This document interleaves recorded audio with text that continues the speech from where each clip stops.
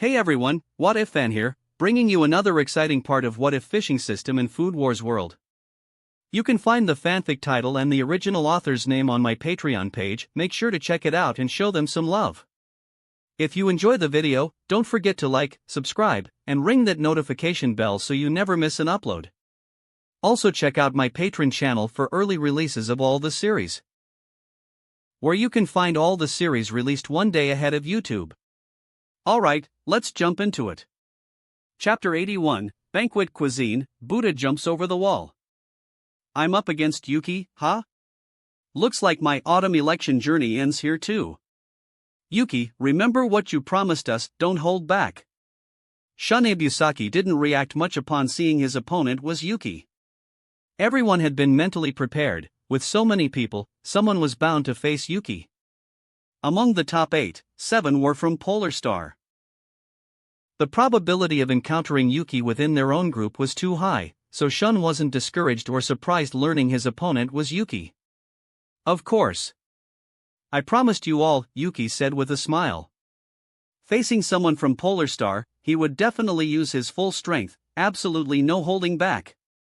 As soon as these words were out, the Elite 10 members present all felt their hearts skip a beat. Yuki, using his full strength, they couldn't even imagine what kind of dish he would create. Although surprised, what needed to be done still had to be done. After choosing their opponents, it was naturally time for the themes. And the theme Yuki and Shun Ebusaki drew was Banquet Cuisine. This theme could also be considered very broad. The moment Yuki saw it, he basically knew what dish he was going to make. As the strongest, Yuki was arranged by the Elite 10 to compete last. This was also out of consideration for the previous competitors. Someone like Yuki, the star of the show, naturally had to appear last. Yuki. After everyone else left, Alice Nakiri approached Yuki, her voice sickeningly sweet. This voice made even Yuki shiver involuntarily. This kind of voice was indeed a bit against the rules. Megumi Tadakoro, comparing her current behavior to Alice's, found that she couldn't possibly act as cloyingly sweet as Alice, or even make such a saccharine voice. Just imagining herself making such a sound, Megumi's face instantly turned red. If this were in an anime, Megumi's head would probably be steaming right now. It could only be said that Alice Nakiri's mental strength was very strong, terrifyingly so. She was completely unaffected by external factors. Even with so many people around, she could shamelessly act cutesy toward Yuki. I know. It's that dish from before, right? I'll make it when I get back. Yuki knew why Alice was making such a voice. It was definitely because of that modified fiery ice fresh fish mountain dish from earlier. That dish, whether it was the preparation process or the final product, was incredibly impressive. Furthermore, no one could replicate this dish yet. Because if others tried to copy it, the dish they made would just be a subpar imitation. They didn't have Yuki's freezing air and couldn't use it to lock in the fresh flavor while also preserving the fish meat's texture. Without being able to replicate this one step, even if the dish were copied, it would only be similar in appearance. Speaking of which, I'm also a bit curious, the white mist coming from your knife when you were preparing the dish before. That was cold air, wasn't it? How can you release cold air? Ryoko Sakaki asked curiously. Everyone knew Yuki had the Inferno special ability, but Inferno released high-temperature steam and flames. What Yuki released before was clearly cold air. I was able to do that only after further developing my Inferno special ability. Not only can it increase the temperature, but it can also lower it, thus releasing freezing air. It then uses the freezing air to lock in the freshness of the ingredients. Yuki didn't mention that he had obtained another special ability, but instead continued to use Inferno as cover. After all, he was the only one who possessed Inferno. So, what its effects were naturally also up to him to say. Besides, since he had used high-temperature steam and flames, conversely, being able to lower the temperature after that and use freezing air wasn't really that hard to accept, right? Upon hearing this, everyone instantly fell silent. They indeed believed Yuki's words. They were so shocked now completely because they felt this Inferno ability was too absurdly powerful. Being able to release high-temperature steam and control flames was one thing, they hadn't expected it to also lower the temperature, and after lowering the temperature, it could even release freezing air. This was simply outrageous. They no longer knew how to describe this overpowered special ability and could only repeatedly praise it. Soon, the group returned to Polar Star. Yuki didn't disappoint and made a modified version of the fiery ice fresh fish mountain dish. This time, there was plenty of fish for everyone. After finishing the dish, everyone went to rest. They still had to prepare for the upcoming dishes. The autumn elections proceeded as planned. The first match was Soma Yukihira versus Zenji Marui. Without a doubt, the final victor was Soma Yukihira. In terms of theoretical knowledge, Soma was in Zenji's match. But in a pure culinary skill competition, Zenji was no match for Soma. In the second match, Megumi Tadakura was the winner, crushing Akira Hayama. While Akira was skilled, he couldn't compare to this superpowered Megumi Tadakura. In the third match, the final victor was Alice Nakiri.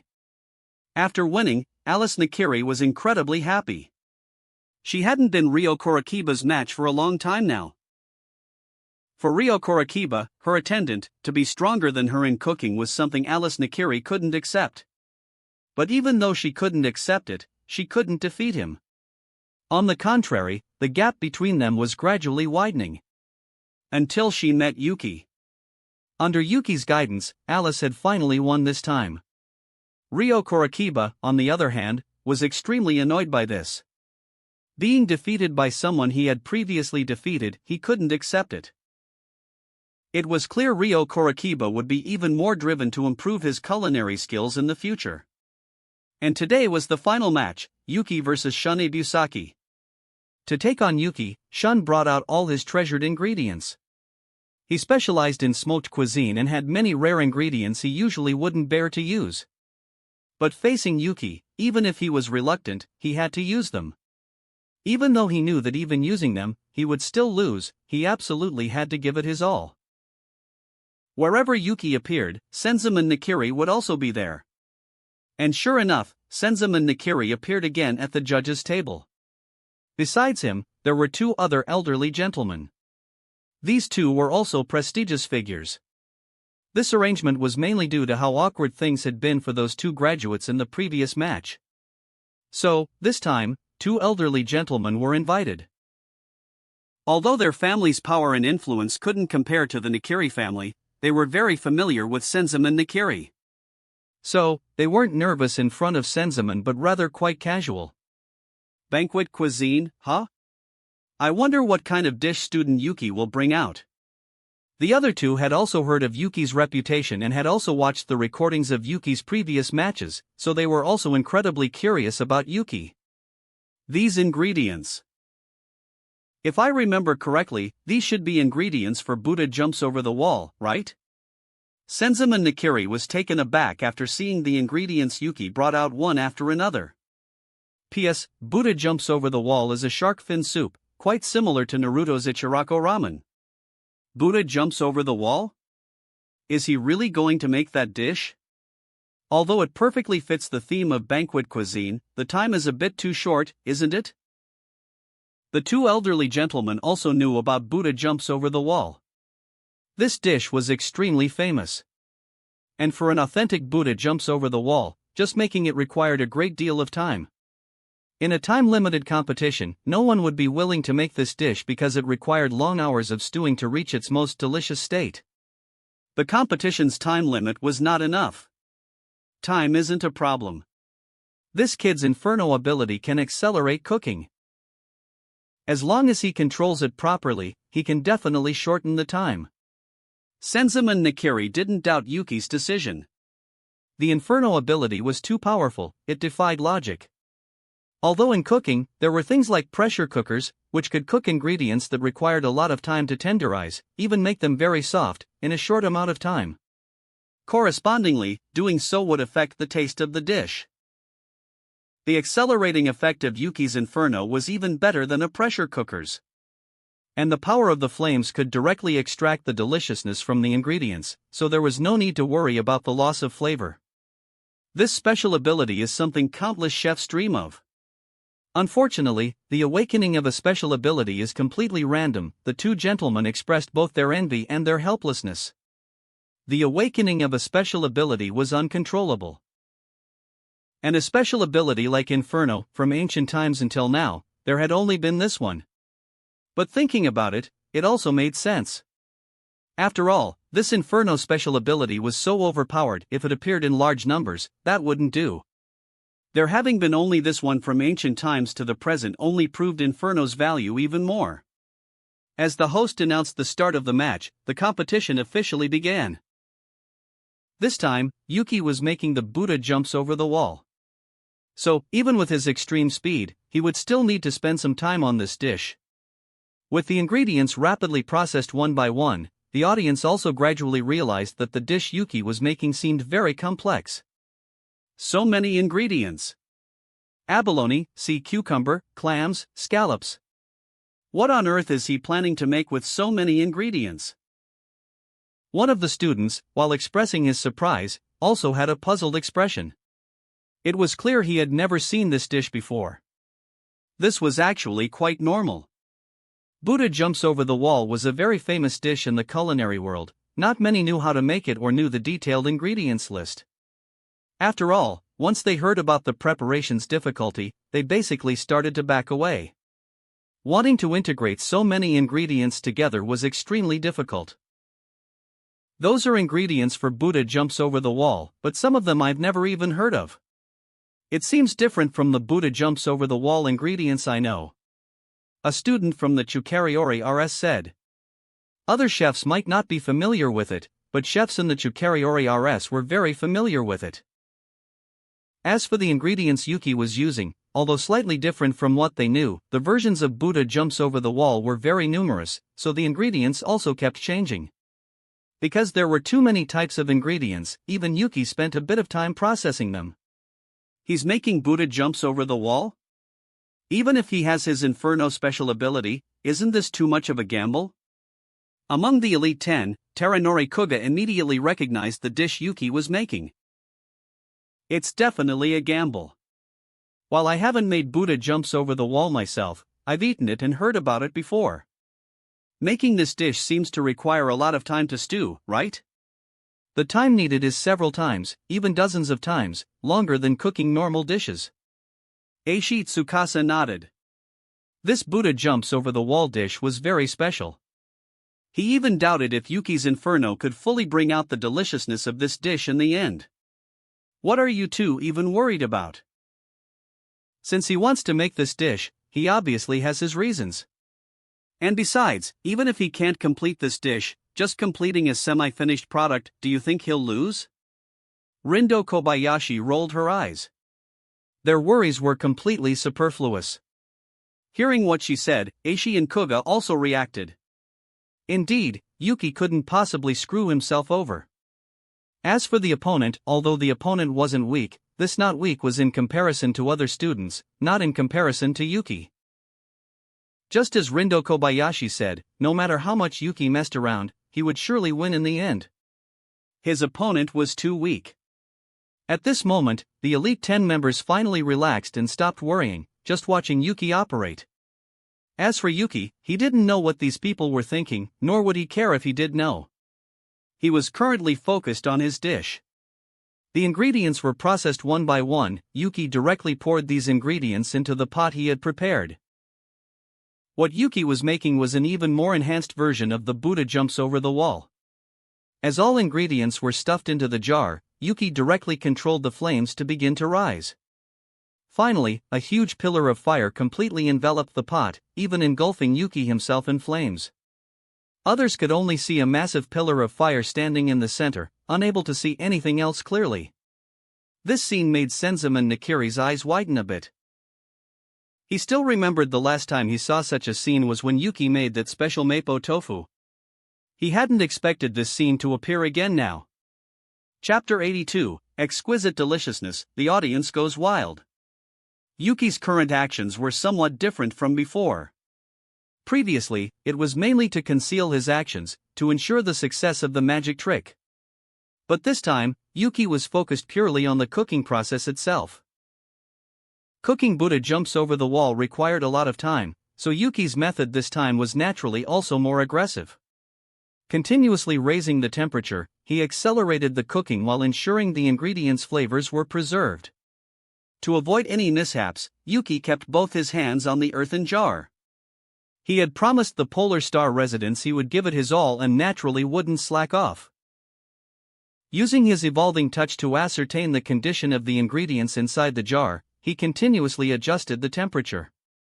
As he increased the firepower, the pillar of fire also grew larger and larger, even engulfing a part of the stove. It was a good thing Yuki had precise control, ensuring the heat didn't spread, otherwise, everything here would be reduced to ashes. This scale is huge. Looks like Yuki's really going all out this time. In the audience seats, the Polar Star residents also saw, for the first time, Yuki unleash such a massive fire. These flames looked absolutely terrifying. Looking at the other students around them, although the heat from the fire pillar hadn't spread, they were still covered in cold sweat. It couldn't be helped, this scene was truly a bit too frightening. Compared to the students, the hostess was undoubtedly even more terrified at this moment. After all, she was relatively close.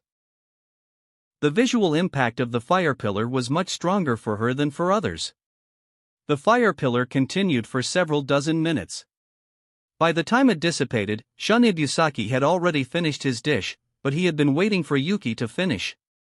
When the fire pillar dispersed, everyone saw the earthen jar in Yuki's hands. They could even see Yuki's hands emitting a red glow, as if they were red-hot pieces of iron. However, this red glow quickly vanished. Yuki could precisely control Inferno, and he also had freezing air now. Naturally, the cooling speed was very fast. To think I'd be outpaced by someone, Yuki said with a smile, looking at Ibusaki's already completed dish. That's only because your dish takes so long to cook. Reducing a cooking time of several dozen hours to a few dozen minutes, such a thing, only you can do it. Shun Ibusaki shook his head, and then carried his dish to the stage. After all, he had finished first. And with Yuki's dish, he wouldn't dare to be modest, otherwise, he would be utterly crushed. Shun Ibusaki also put in all his effort this time. His dish also caused Senzaman Nakiri's clothes to burst, which meant this dish was indeed quite delicious. When it was Yuki's turn, everyone's eyes widened. Yuki was the main event. And the cooking process of this dish was so dramatic, so they were even more curious about what this dish would taste like.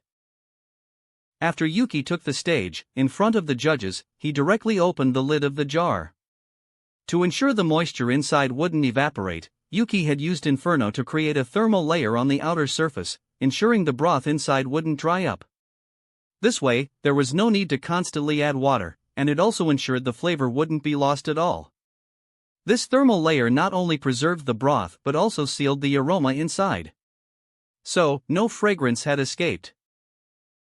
Yuki didn't deliberately create a scent bomb this time like during the preliminaries. There was no need. The moment the lid was opened, the thermal layer was also broken. The sealed aroma, now finding a vent, suddenly erupted. The instant the lid opened, a wave of fragrance even billowed outward. This scene truly stunned everyone. When the aroma swept over the entire venue, the sound of people gulping could be heard everywhere. It smells so good. Too good. I can't stop drooling. Even if they tried their best to control themselves and not drool, they still couldn't help it. Resigned, they could only swallow their saliva. The sound of swallowing saliva filled the venue. Students, instructors, everyone was swallowing saliva, even the Elite 10. Irina Nakiri was shocked to discover that her god's tongue actually reacted to this aroma, expressing a sense of longing. This was something she had never experienced before. It could only be said that this Buddha jumps over the wall was truly a bit too overpowering. Hisako Arado, beside Irina, kept swallowing her saliva as she watched her young lady also gulp. She was also completely helpless. Even if they didn't breathe through their noses, it was useless. The aroma seemed to be directly stimulating their tongues. Even without tasting the dish, this overpowering aroma was able to convey a small part of its flavor through their taste buds. The only way to prevent it was to hold their breath. But how long could a person hold their breath? It simply couldn't be stopped. Furthermore, this fragrance was so incredibly enticing. No one present would actually hold their breath. Those in the audience seats were like this, never mind the three old men in front of Yuki, who were the closest. It was practically a flood at their table now. One of the shorter old men, completely disregarding his appearance, even had saliva dripping down his chin. Seeing this scene, Yuki was very satisfied. He naturally knew the effect of the dishes he made, so he wasn't as affected. Soon, he served 3 bowls of soup and placed them in front of the 3 judges. Besides the soup, there were also some of the ingredients in each bowl.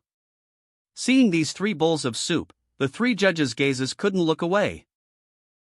They eagerly picked up their bowls and directly took a sip. So hot! With one mouthful, the 3 were immediately scalded. But that unparalleled deliciousness made them forcefully endure, not spitting out the soup. Yuki estimated that these 3 would probably suffer a bit later on, their tongues would most likely develop blisters. This deliciousness! I can't even describe it with words. This rich and mellow flavor, in just a few dozen minutes, the flavors of all these ingredients have completely merged together, completely inseparable. Although most of the essence has gone into the soup, the flavors of the ingredients themselves are still not to be trifled with. After completely finishing the soup and ingredients in his bowl, Senzaemon Nakiri praised with great satisfaction. And his clothes had already burst open. Senzaemon could still speak, but the 2 old men beside him were already completely immersed in the deliciousness, unable to recover for a long time, their expressions completely entranced. I declare that the winner of this match is Yuki. Senzaemon Nakiri, ignoring his 2 captivated friends, directly announced the result. Then, he did something that completely shocked everyone. Senzaemon Nakiri directly grabbed the tablecloth on the table, wrapped up the jar in front of him, and then left, taking both the tablecloth and the jar. Did I just hallucinate? I thought I saw the director take the dish. One student rubbed his eyes uncertainly. He looked again. Nope, no mistake about it. Senzaemon Nakiri had already walked backstage with the jar, completely disappearing from sight. Damn it! Just how fucking delicious is that dish? For the director to actually do such a thing. All students were now practically losing their minds. For Senzaemon Nakiri to actually pull such a move, the deliciousness of this dish had undoubtedly surpassed everyone's imagination. But the most frustrating part wasn't knowing how delicious the dish was, it was that they couldn't taste it themselves. Although the aroma had provided some feedback to their taste buds, allowing them a small taste of this dish's flavor, it was precisely because of this that they wanted to taste it even more. However, reality told them they simply had no chance. At this moment, all the students looked directly towards where the Polar Star residents were. Undoubtedly, among those present, if anyone could eat such a dish, it was the group from Polar Star. I have a bad feeling about this. Should we run now? Yoshino Yuki, with everyone staring at her with hungry eyes, started to sweat. Run! Alice Nakiri immediately bolted. Seeing this, the others also picked up their pace and left quickly. Thankfully, there were other staff members present. Although they were also craving that dish, they still knew their jobs. So, there weren't any stampedes, but the scene still became rather chaotic. As for Yuki, he left rather leisurely. He wasn't worried about being mobbed and blocked from leaving. He could just release high-temperature steam, he was a walking inferno. Whoever didn't stay away from him would be burned. So those who planned to surround Yuki could only watch helplessly as he left. Pipsqueak, you're going to Polar Star tonight, right? Mind if I tag along? As Teranori Kuga was about to leave, a hand landed directly on his shoulder. Clearly, the speaker was Rindo Kobayashi. Kuga was familiar with the Polar Star residents. Although she also knew the people at Polar Star, in this situation, it was better to go with someone else. You overestimate my influence, Rindo-senpai. I'm planning to go find Ishiki-senpai. Kuga retorted. This was the truth, he also wanted to freeload a meal. But if he went tonight, everyone would know what his motive was, so he planned to find Satoshi Ishiki. Although he had some connections with the Polar Star residents, Satoshi Ishiki's connections with the dorm were undoubtedly the strongest. "Hello, this is Aizen, prepare some gifts for me." Etsuya Aizen, while making calls to arrange for gifts, also came to Satoshi Ishiki's side. Because there were many things he needed to deal with, he hadn't stayed with the other Elite 10 members. Now, he was the first to react and directly sought out Ishiki. Although he usually cared most about his business empire and his deals, this time, he had to say, he was truly captivated by that dish. Such deliciousness, even he couldn't resist it. So, Aizen planned to find Ishiki and see if he could perhaps have a chance to taste that incredibly delicious dish. "Hisako, let's go." Seeing the other Elite 10 members stirring, Irina Nakiri naturally couldn't stay still either. "Irina-sama, where are we going?" Hisako Arado asked with a baffled look. "To Grandpa's, obviously." That jar of Buddha jumps over the wall, they only had 3 bowls. "There's still a lot left," Irina Nakiri said. Unlike the others, she was Senzaman Nakiri's granddaughter. So, there was no need to find Yuki, she could just find Senzaman Nakiri. Hearing this, Hisako Arado's eyes also lit up. Indeed, Irina's best choice wasn't to find Yuki but to find Senzaman. There was a ready-made portion waiting there. "Don't crowd around me like this. I can't promise you anything. We don't even know if Yuki will make that dish again tonight." Looking at the Elite 10 members surrounding him, even the always composed Satoshi Ishiki was unsettled this time. The looks in their eyes were a bit frightening. And most importantly, he wasn't Yuki, so he naturally couldn't make any decisions for Yuki. Although he said so, Aishi and the others had no intention of leaving. Helplessly, Ishiki called Yuki to ask for his opinion. "Outsiders are out of the question, Ishiki-senpai. It's just a small gathering for our own people tonight." Yuki stated that if it were other dishes, 1 or 2 more people would be fine. But this time, he was making the Buddha jumps over the wall. The process was rather complex. Even if he accelerated it, it would still take a considerable amount of time. Furthermore, if he agreed, many people would come. Yuki wasn't running a charity, so he naturally wouldn't agree. He didn't mind making some delicious dishes and sharing them with his own friends, but with others, there was no need. He wasn't like Toriko or Komatsu who liked to share with everyone. Toriko and Komatsu would share delicious food with anyone, even their enemies. But Yuki wouldn't do that. He would share, but only with his own people. "I understand." Hearing Yuki's words, Satoshi Ishiki also nodded. Then, using his words, he relayed Yuki's meaning to the others. He didn't say Yuki would make it for them. He only said it was very troublesome for Yuki to prepare this dish, so he wouldn't be making it again in the near future. Getting such an answer, the other Elite 10 members shook their heads helplessly and left. As for Etsuya Aizen, he still had the gifts he had prepared sent to Polar Star. Although he couldn't freeload a meal this time, if he built a good relationship now, perhaps there would be an opportunity next time. On the other side, Irina Nakiri finally found her grandfather in the Nakiri family's residential area.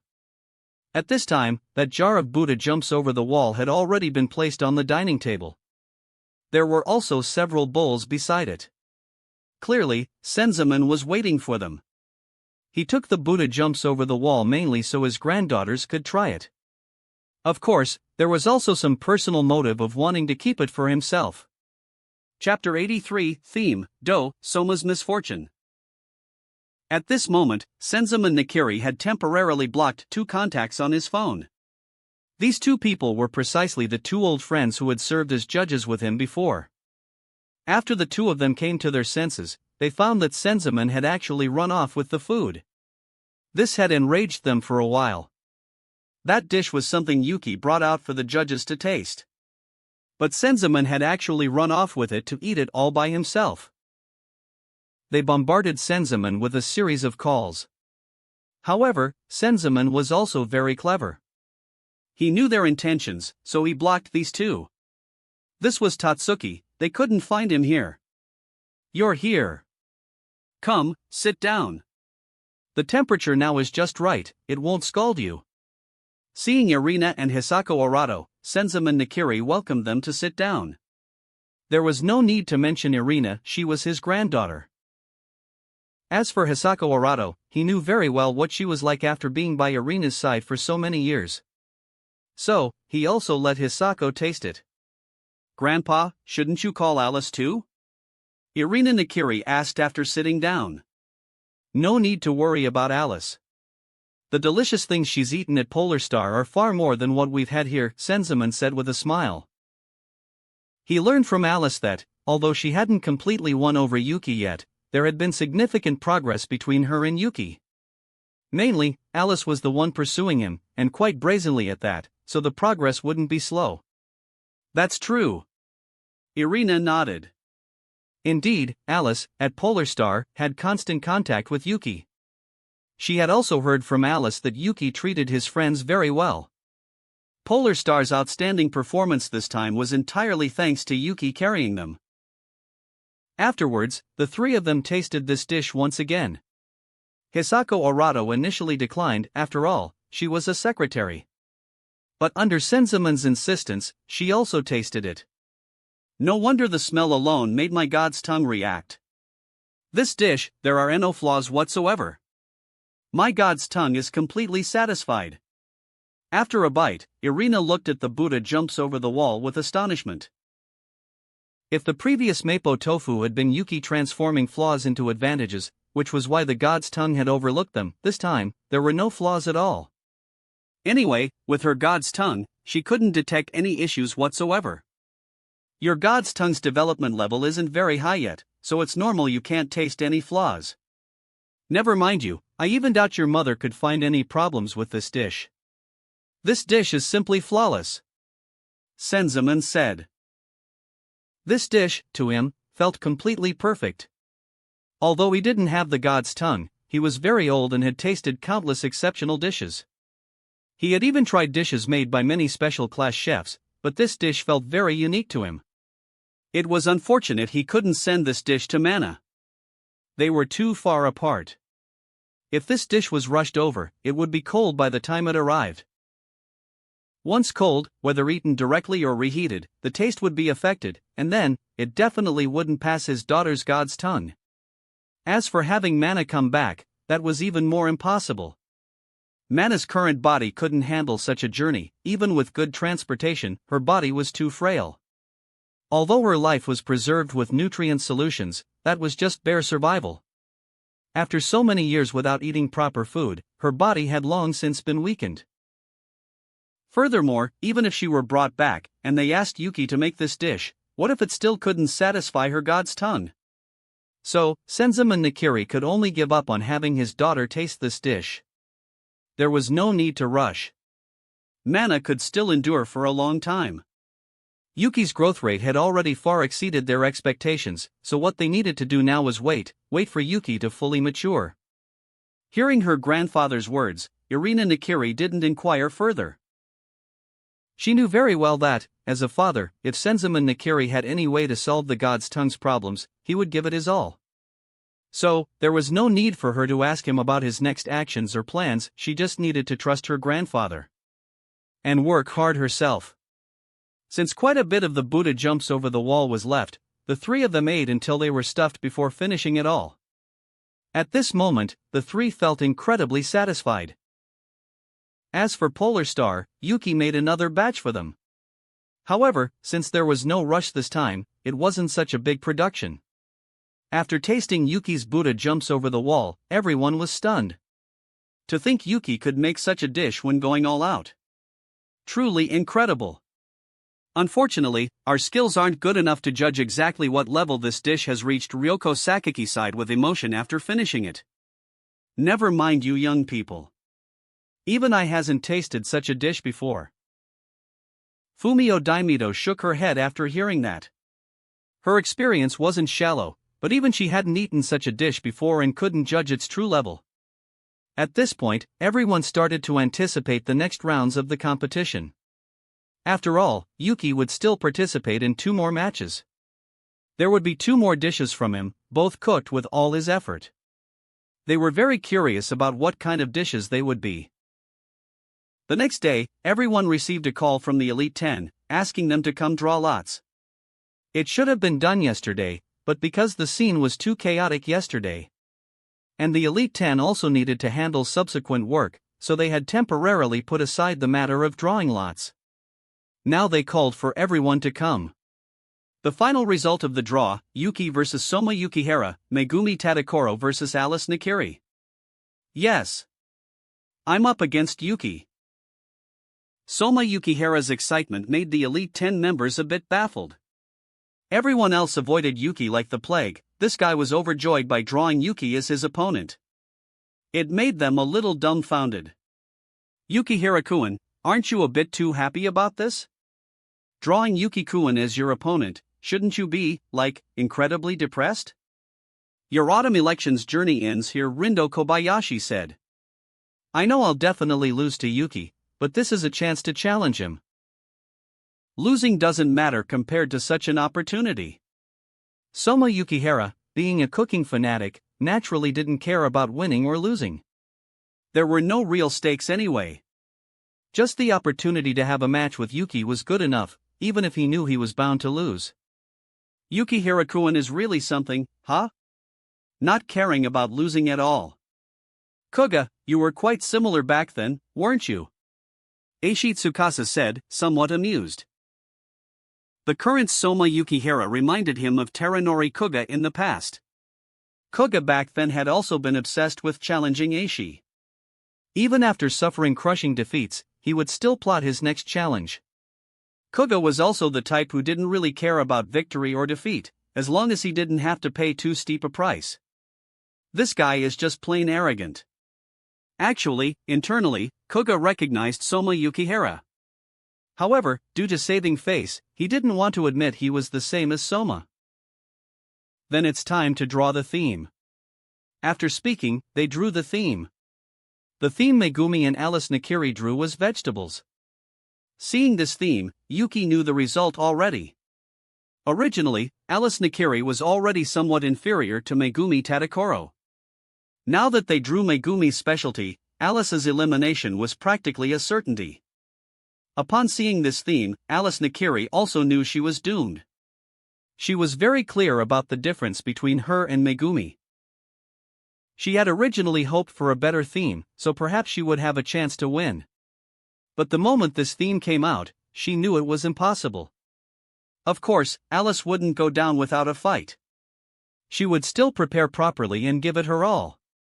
As for Yuki and Soma, Yuki always let his opponent do the draw. And this time, the theme Soma drew also stunned Yuki. Doh! It had to be said, Soma's luck was truly terrible.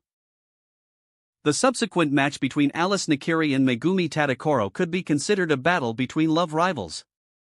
Unfortunately, Megumi held all the advantages, so Alice Nakiri was ultimately defeated. Alice Nakiri was somewhat depressed at the time. Although she had mentally prepared herself, losing still affected her. Losing to others would have been fine, but losing to Megumi, the impact was much greater, as she considered Megumi her love rival. Although this loss wasn't a loss in love, she still cared about it. A day after their match, it was finally Yuki's and Soma Yukihira's turn. The theme this time is actually dough. I can't wait to see what these two will make. After seeing the theme, the audience started to discuss. Not just the students, even the instructors were very interested now. After all, this was Yuki's match. Every one of Yuki's matches was incredibly exciting, the previous one was still fresh in their minds. Besides the audience, there were many more security guards present now. The reason they were here was because the Elite 10 had learned their lesson. To prevent another chaotic scene like last time, they had employed more security personnel. Honestly, that nothing had gotten out of hand last time was incredibly fortunate. They wouldn't dare bet that next time would be the same. Undoubtedly, Senzum and Nakiri once again appeared at the judges' table. This time, he came alone. He had also learned his lesson from last time. If he hadn't brought those two geezers along, he would have been able to eat 2 more bowls. So, this time, he just came alone. After all, as long as the final result had no issues, it was fine. One person also satisfied the odd number requirement. Both competitors had brought out their ingredients. The dish Soma Yukihira planned to make, Yuki had already known about it. After all, Soma hadn't concealed his experiments during his preparations. As Soma had put it, since I'm losing anyway, there's no need to hide anything. If there had been a chance of winning, perhaps he would have held back. What Soma was making was simple, ramen. According to him, he was making this ramen because it was a popular dish at his family's restaurant. His specialty also happened to be making such noodles. Since he was cramming, he chose what he was best at. Plus, Joichiro's ramen from their previous match had inspired him quite a bit. Chapter 84. The shocking power of the soul-soothing esoterica. Yuki had promised everyone he would go all out. So, the dish he now planned to make was the ultimate secret technique from the world of Cooking Master Boy, the 4 heavenly seafood 8 treasure buns. The key elements of this dish were the 8 types of seafood which Yuki had already prepared and the soul-soothing esoterica. Of course, this dish had another crucial element, the old dough, pot fermentee. P.S. Noodles are made from dough. The bun skin for this dish was the key. The dough fermented by the old dough had a terrifyingly amazing effect. Normally, a starter like the old dough simply couldn't exist. Although a starter could be preserved for a relatively long time, it couldn't last for over 1,000 years. However, after mastering the soul-soothing esoterica, Yuki discovered a few things. The soul-soothing esoterica was a mysterious technique. At a high level, it could even pacify the rage of rivers, reaching the point of influencing nature itself. After Yuki mastered the soul-soothing esoterica, he also experimented with preserving starter dough. He then discovered that the soul-soothing esoterica could put the microorganisms in the starter into a very special dormant state. Just like how people who ate food infused with the soul-soothing esoterica would calm down, the same applied to microorganisms. Through continuous use and enhancing the soul-soothing esoterica, the starter dough could be preserved indefinitely. And as the soul-soothing esoterica was used, the starter itself would also be influenced. Each time it was used, the leavening effect would be even stronger than the last. Although such a change was very difficult for people to perceive, Yuki, with his evolving touch, discovered this point. The leavening time was greatly shortened, and the leavening effect itself was amazing.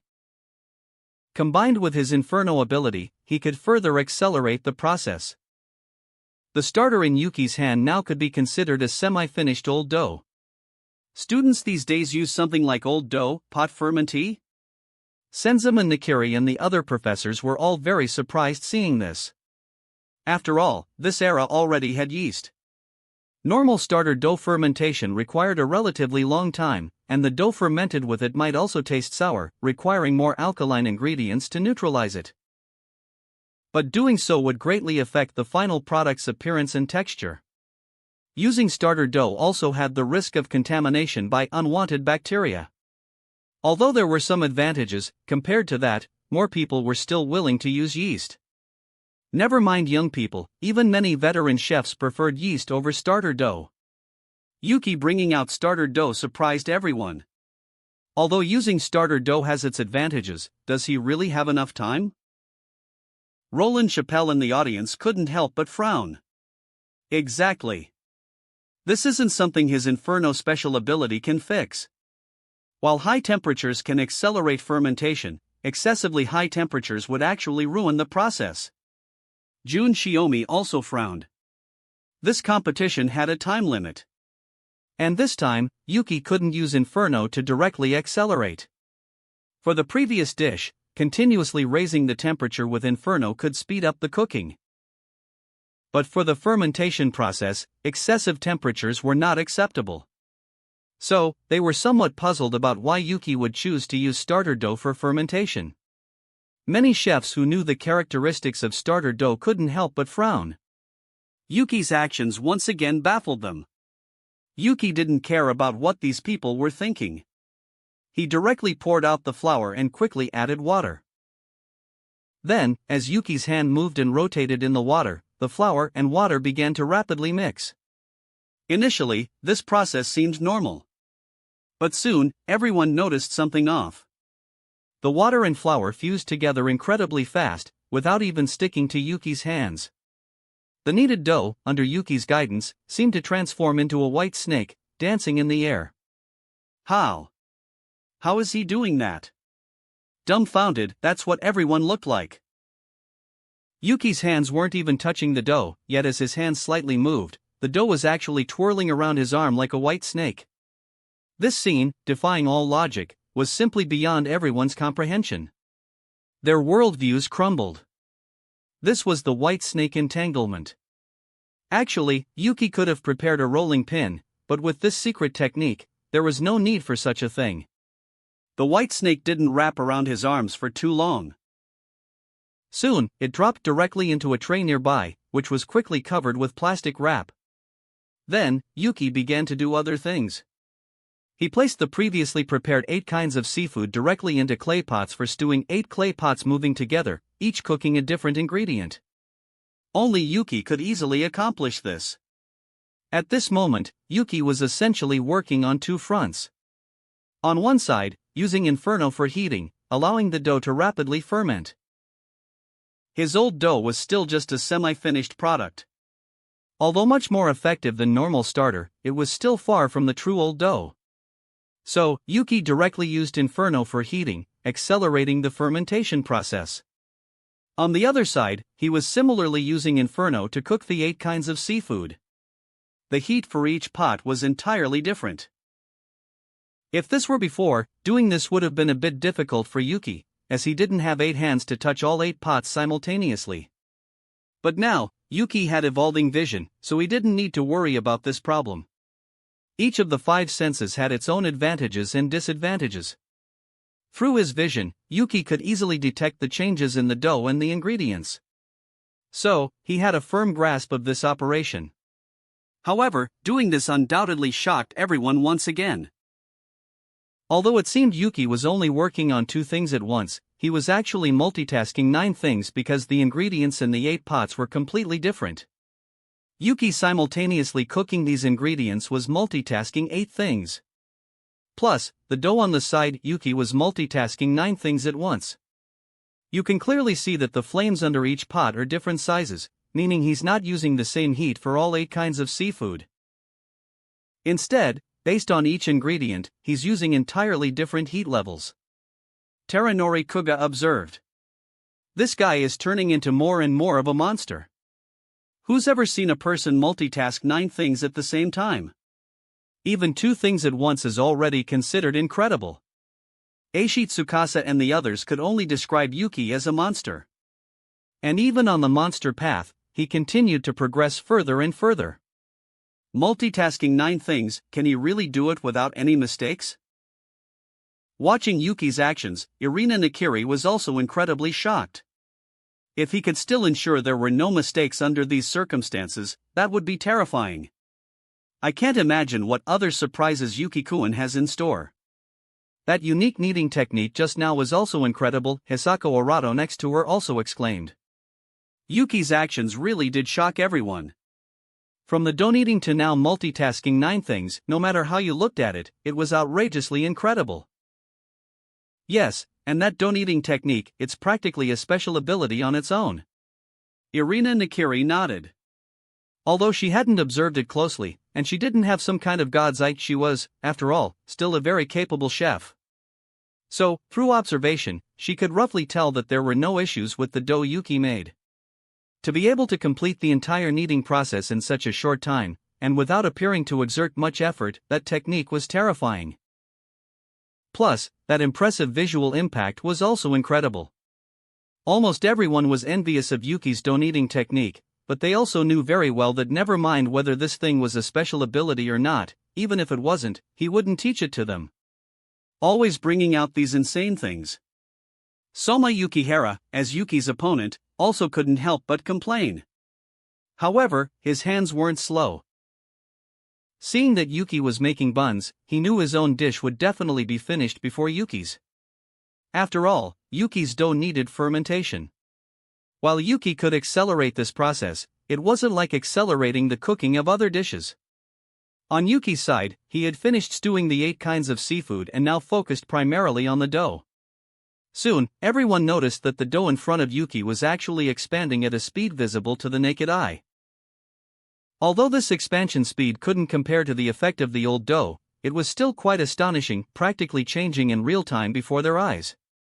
In less than 10 minutes, the dough in front of Yuki had tripled in size. Normal dough usually only expanded to about twice its original size, but Yuki's had directly tripled. However, in Yuki's view, his semi-finished old dough was still lacking. If it were the true old dough, it would probably expand to about 10 times its original size in less than a minute.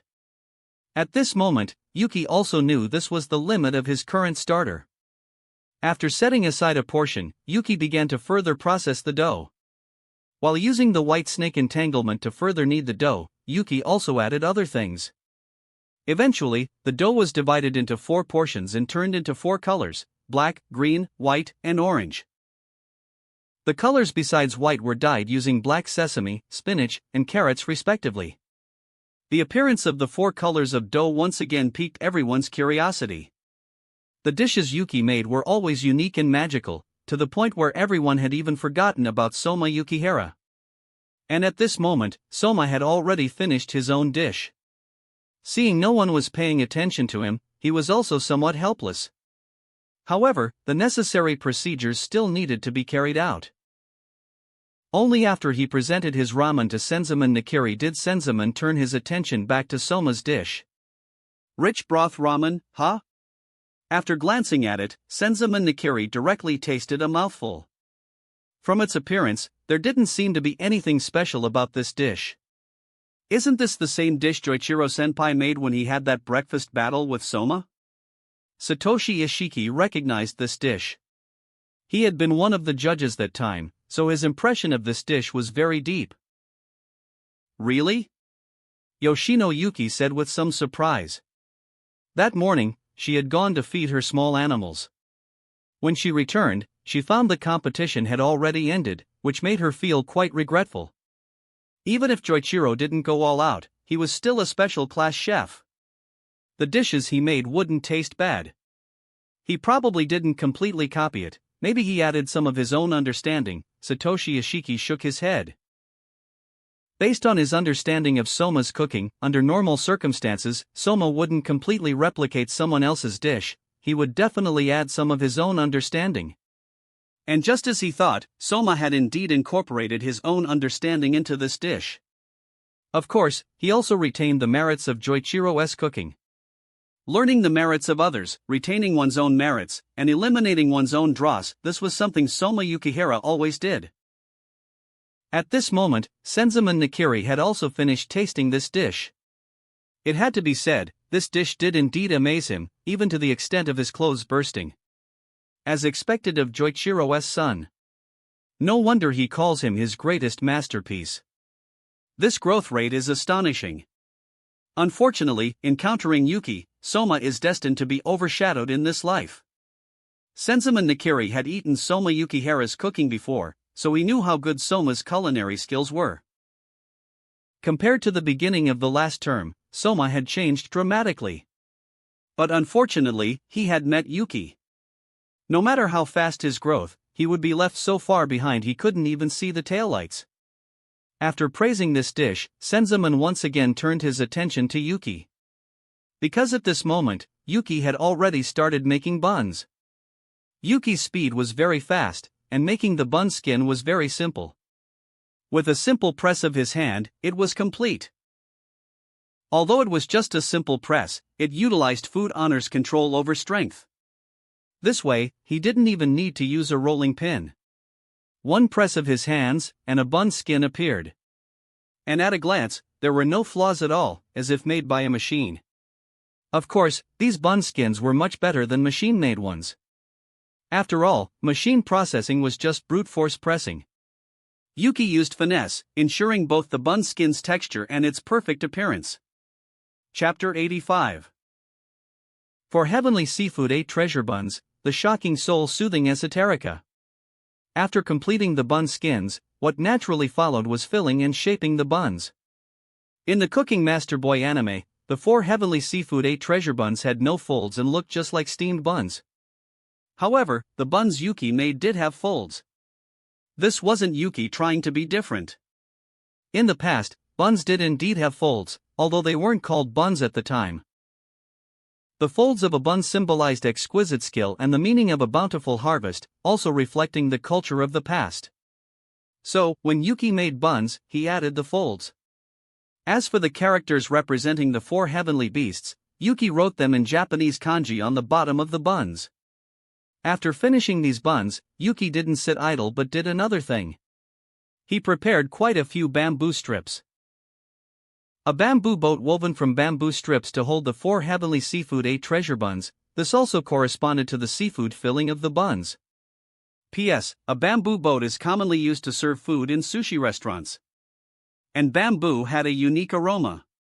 Combined with being made into a boat, it gave a sense of profound history. Sometimes, the external decoration and surroundings could have a great impact on a dish. As for whether it was possible to weave a bamboo boat in such a short time, it was exceedingly simple for Yuki. With his super sense of touch and food honor, Yuki's actions had no waste whatsoever. His hands moved like a blur. Just relying on the naked eye, no one could clearly see what Yuki was doing. However, as time passed, from the shape Yuki was weaving, they finally understood he was making a bamboo boat. Even the container is woven on site? This guy is crazy. Watching Yuki's actions, the Elite 10 felt their teeth ache. Yuki was already strong enough, but this very powerful guy was also overly meticulous. Just like how gorgeous cooking techniques could attract attention and be a bonus point for the judges, Yuki's actions were undoubtedly also like this. They now couldn't figure out why Yuki was doing this. His opponent was only Soma Yukihira. Although strong, Soma was strong compared to other students. Compared to them, he wasn't that strong. Yet facing such an opponent, the various techniques Yuki displayed dazzled everyone. It was clear Yuki was taking this very seriously. It was like a special forces soldier going all out against an infant, just absurd. Yuki's movements were very fast. One bamboo boat didn't take him more than a few minutes. On the other side, when steaming the buns, Yuki didn't use regular steam but directly used his own high-temperature steam. Although Inferno had evolved, and he could now freely control flames, the high-temperature steam ability hadn't disappeared, so Yuki could still use it. The buns steamed using high-temperature steam released by himself were naturally the best. It was a pity this world didn't have the concept of glowing cuisine. Otherwise, Yuki estimated the 4 Heavenly Seafood 8 treasure buns he made could probably emit beams of light. After the buns were steamed, Yuki placed some on the bamboo boat, and the rest were directly packed up. Anyway, the Polar Star folks would definitely pester him later, so he might as well finish it all in one go. If it were other dishes, not easy to carry, Yuki wouldn't make them here. But buns were much easier to make, so Yuki made a whole bunch of buns this time. However, only a small portion was presented to the judges. Just normal buns. Yet in your hands, they radiate a completely different brilliance. Senzaman Nakiri couldn't help but exclaim as he looked at the bamboo boat and the buns on it. Making buns wasn't difficult.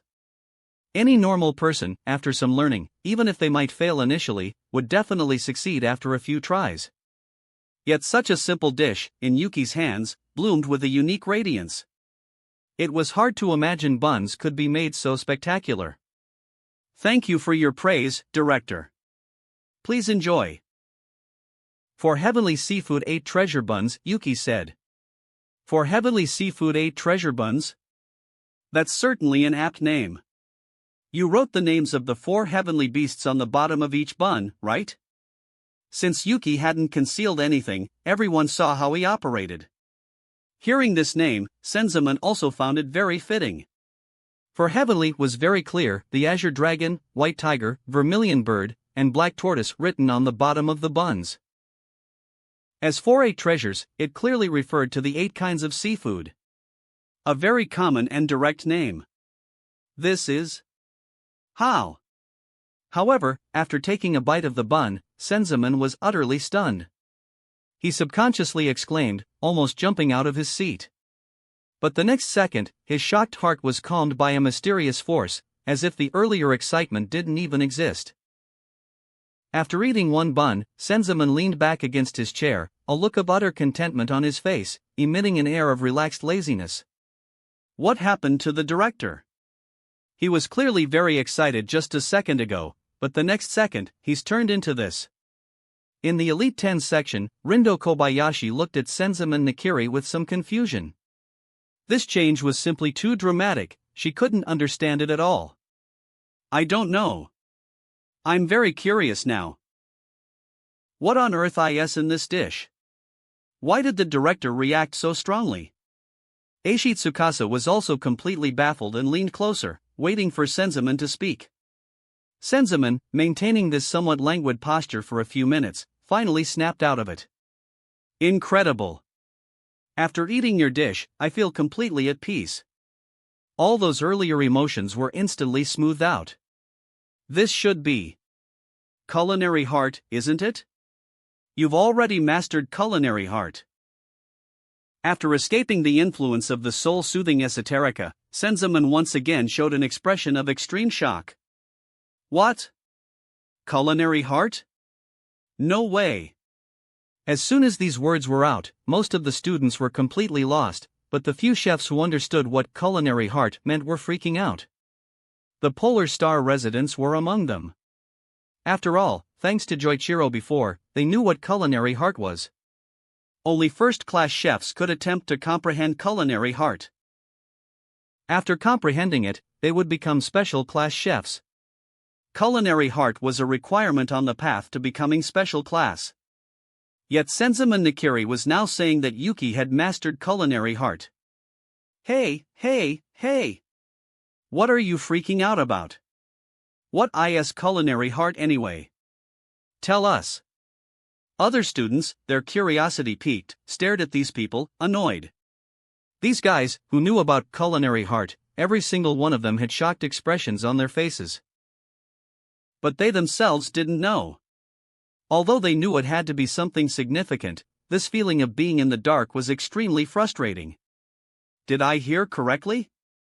Did the director just say culinary heart? Eiichi Tsukasa asked, dumbfounded, picking at his ear and looking at the others. Unless my ears are playing tricks on me, that was definitely culinary heart. But how's that even possible? Nene Kinokuni also had a look of disbelief on her face. Not just her, several other Elite 10 members also said they couldn't accept this. Culinary heart. It's really culinary heart? Grandpa didn't make a mistake, did he? Even Irina Nakiri's eyes widened. Although she knew Yuki was very skilled, like a monster, the appearance of culinary heart indicated that even monster couldn't describe Yuki. The director shouldn't have made a mistake in judgment, so that means he. Hisako Arado tried to stay rational, but now, her logic was conflicting. Logically, Senzaman Nakiri, as the food demon, couldn't possibly make a wrong judgment. However, logic also told her that Yuki, only a first-year high school student, similarly couldn't have possibly mastered culinary heart, something only special-class chefs possessed. This conflict in her reasoning made Hisako Arado trail off mid-sentence, unsure of what to say. June, what is culinary heart? Why are you all so shocked?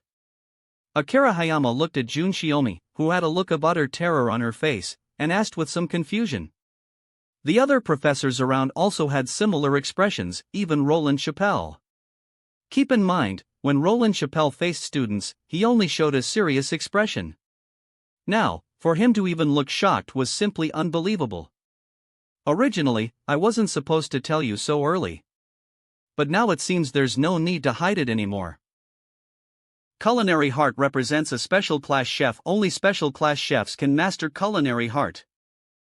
Many first-class chefs aren't stopped from becoming special class because of insufficient fundamental skills, but because of culinary heart.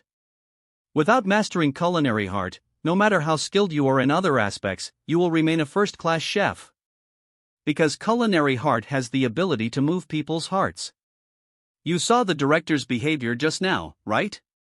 He went from being excited and shocked to suddenly becoming calm and peaceful. That was because of the influence of culinary heart. Jun Shiomi briefly explained. After listening, Akira Hayama finally understood why the professors had such expressions, and also why Senzama Nakiri, the director, would make such an exclamation. Special class chefs, they were the chefs standing at the very pinnacle of the culinary world. There weren't many of them globally. Among billions of people, there were only a handful of special class chefs. This showed just how high the status of special class chef was. Culinary heart is the mark of a special class chef. Does that mean he's already become a special class chef? But that's impossible, right? Akira Hayama, suddenly realizing Yuki's potential chef rank, couldn't help but ask. Honestly, never mind your age, even if you add 10 more years, it's still impossible. Currently, the youngest special class chef internationally is Joichiro Saiba, who was also the second seat during the Golden Age. Even he, at your age, hadn't even reached the third-class chef level, Roland Chappell stated. So that means he isn't a special class chef yet? You can comprehend culinary heart without being a special class chef? Akira Hayama asked once again. If this were before meeting Yuki, I'd tell you, impossible. Culinary heart. Normally, only first-class chefs would even touch on such a thing. In all recorded history, no one has ever comprehended culinary heart before becoming a first-class chef. But now, it seems this ironclad rule has been broken. Yuki, at his age, cannot be a special class chef, yet he's mastered culinary heart. Roland Chappell shook his head, indicating he didn't know what to say now, as his common sense had been shattered by Yuki. Hearing this, Akira Hayama's expression became even more complex. He had originally still planned to try and catch up to Yuki, even had the ambition to surpass him. But now, this budding ambition had been directly snuffed out. The gap was simply too large, to the extent that he no longer felt any desire to compete. Right now, although Yuki wasn't a special class chef yet, according to Roland Chappell, Yuki just needed to improve his fundamentals to directly reach the special class chef level. This was simply outrageous. The other students around also heard their conversation and gained a brand new understanding of Yuki's freakish nature. The content of their conversation also quickly spread among the students. Indeed, this is culinary heart, the soul-soothing esoterica. It has the effect of calming the heart. Calming the heart, huh? What a powerful culinary heart. Congratulations, Yuki-kun. Although other aspects are still somewhat lacking, right now, you will become a special class chef. Although he had confirmed it before, it still felt somewhat unreal. Yuki was simply too outrageous, even his worldview had been shattered. After giving his praise, Senzama Nakiri didn't continue to eat the buns before him. He was going to take these buns to his granddaughter. So, just like before, although last time it had been a hasty escape with the dish, this time, his departure was much more leisurely. After all, no one would fight him for these buns this time. Seeing this, Irina Nakiri also immediately took Hisako Arato and followed. As for the others, their gazes fell on the other buns Yuki had packed. But unfortunately, these buns were destined not to be eaten by them. No one could snatch food from Yuki's hands. After all, they couldn't even get close to him. After leaving the venue, Yuki met with the Polar Star residents and then returned to Polar Star. With Yuki's inferno ability, there was no need to worry about the buns getting cold or whether reheating them would affect the taste. At this moment, the Polar Star residents had already started tasting Yuki's 4 heavenly seafood 8 treasure buns. Meanwhile, at the Nakiri family's residential area, Irina Nakiri also began to try this dish. Chapter 86, Irina Nakiri's Transformation, Yuki's Culinary Heart. Irina Nakiri didn't like dishes like buns, or rather, she didn't appreciate so-called simple dishes. Having been brainwashed by Azumi Nakiri, her views on cooking were, to put it lightly, skewed. Dishes like donbori, fried rice, and buns were, in her view, low-class cuisine. She valued dishes made with high-end ingredients and complex preparations. However, knowing these buns contained something like culinary heart, she would still eat them, even if she didn't like them. And upon eating them, the soul-soothing esoterica quickly calmed her heart. With a tranquil heart, Irina naturally also spent time reflecting. Actually, although Irina Nakiri looked down on so-called low-class cuisine both in her words and actions, her true inner feelings weren't like that. It could be said that she was a very complicated person. This could be seen from the fact that she remembered every single dish Soma Yukihira made. Even if, later on, she was moved by Soma and remembered his more refined dishes, what about before that? She had remembered those dishes from the very beginning. So, this young lady was a classic tsundere. Her views on cuisine were more like an obsession with family. Because her family was already broken, both her parents gone, she clung tightly to some things that reminded her of them. Regarding Azumi Nakiri, it was those ideas he had instilled in her. But this time was different. The soul-soothing esoterica freed her from the influence of her emotions, allowing her to see things more rationally, which made her start to question whether the way she had been acting was correct. With this thought, Irina Nakiri's views on cuisine began to change. While it wasn't possible for her to completely shift her perspective all at once, at least she had a good start. A good beginning made everything easier afterwards. Senzaman Nakiri was also immersed in the soul-soothing esoterica, unaware that his granddaughter's warped views had already been partially corrected. He, too, had a headache over Irina's ideas. While Irina being influenced like this now wasn't a major issue, the problems would surface once Irina reached the first-class chef level. With such a distorted culinary philosophy, it would be impossible for Irina to find her own culinary heart. She would be stuck at first class. Having mental issues was a serious problem for chefs in the world of Food Wars. It wasn't a big deal in the early stages, but the further they went, the more annoying it became. Kojiro Shinomiya was a classic example. It could be said that Yuki had unwittingly helped Irina Nakiri greatly. So this is the soul-soothing esoterica. It really does calm the heart. Yuki, have you already reached the special class level? Since Joichiro's earlier words seemed so definitive, everyone now thought Yuki had already become a special class chef. I'm not a special class chef yet. The soul-soothing esoterica is a very special type of culinary heart, passed down through a family. This culinary heart is quite unique, in that it can be learned. Yuki said. Although relying on the soul-soothing esoterica, he could indeed become a special class chef, he still hoped to find his own unique culinary heart. Only something of your own was the most suitable, he was very clear on this. Taking a shortcut, while it might not have problems now, maybe huge issues would arise in the future, so it was best not to take shortcuts. He still had a lot of time. Plenty of time to find a culinary heart that belonged to him alone. A learnable culinary heart? There's such a thing? Upon hearing this, everyone was shocked. Joichiro's culinary heart had been self-discovered, and he had also mentioned that this was the obstacle that prevented countless first-class chefs from progressing. Does that mean if Yuki teaches the soul-soothing esoterica, those first-class chefs who are stuck could all become special class? Yoshino Yuki asked, stroking her chin. I'm not entirely sure. But I'm not going to try experimenting with that, Yuki replied. He wasn't some kind of charity. While the soul-soothing esoterica could indeed be taught, why should he teach these people? Did these people have any real connection with him? Yuki's words also made everyone else nod in agreement. Indeed, culinary heart was incredibly important for a chef, and a learnable one like the soul-soothing esoterica was even more precious. Such a culinary heart couldn't be taught to others, even if they were willing to pay a price. Although Yuki had taught them many techniques, they also knew this wasn't because Yuki was some saint, but because Yuki was genuinely very good to his own people. If it were anyone else, Yuki wouldn't even bother with them.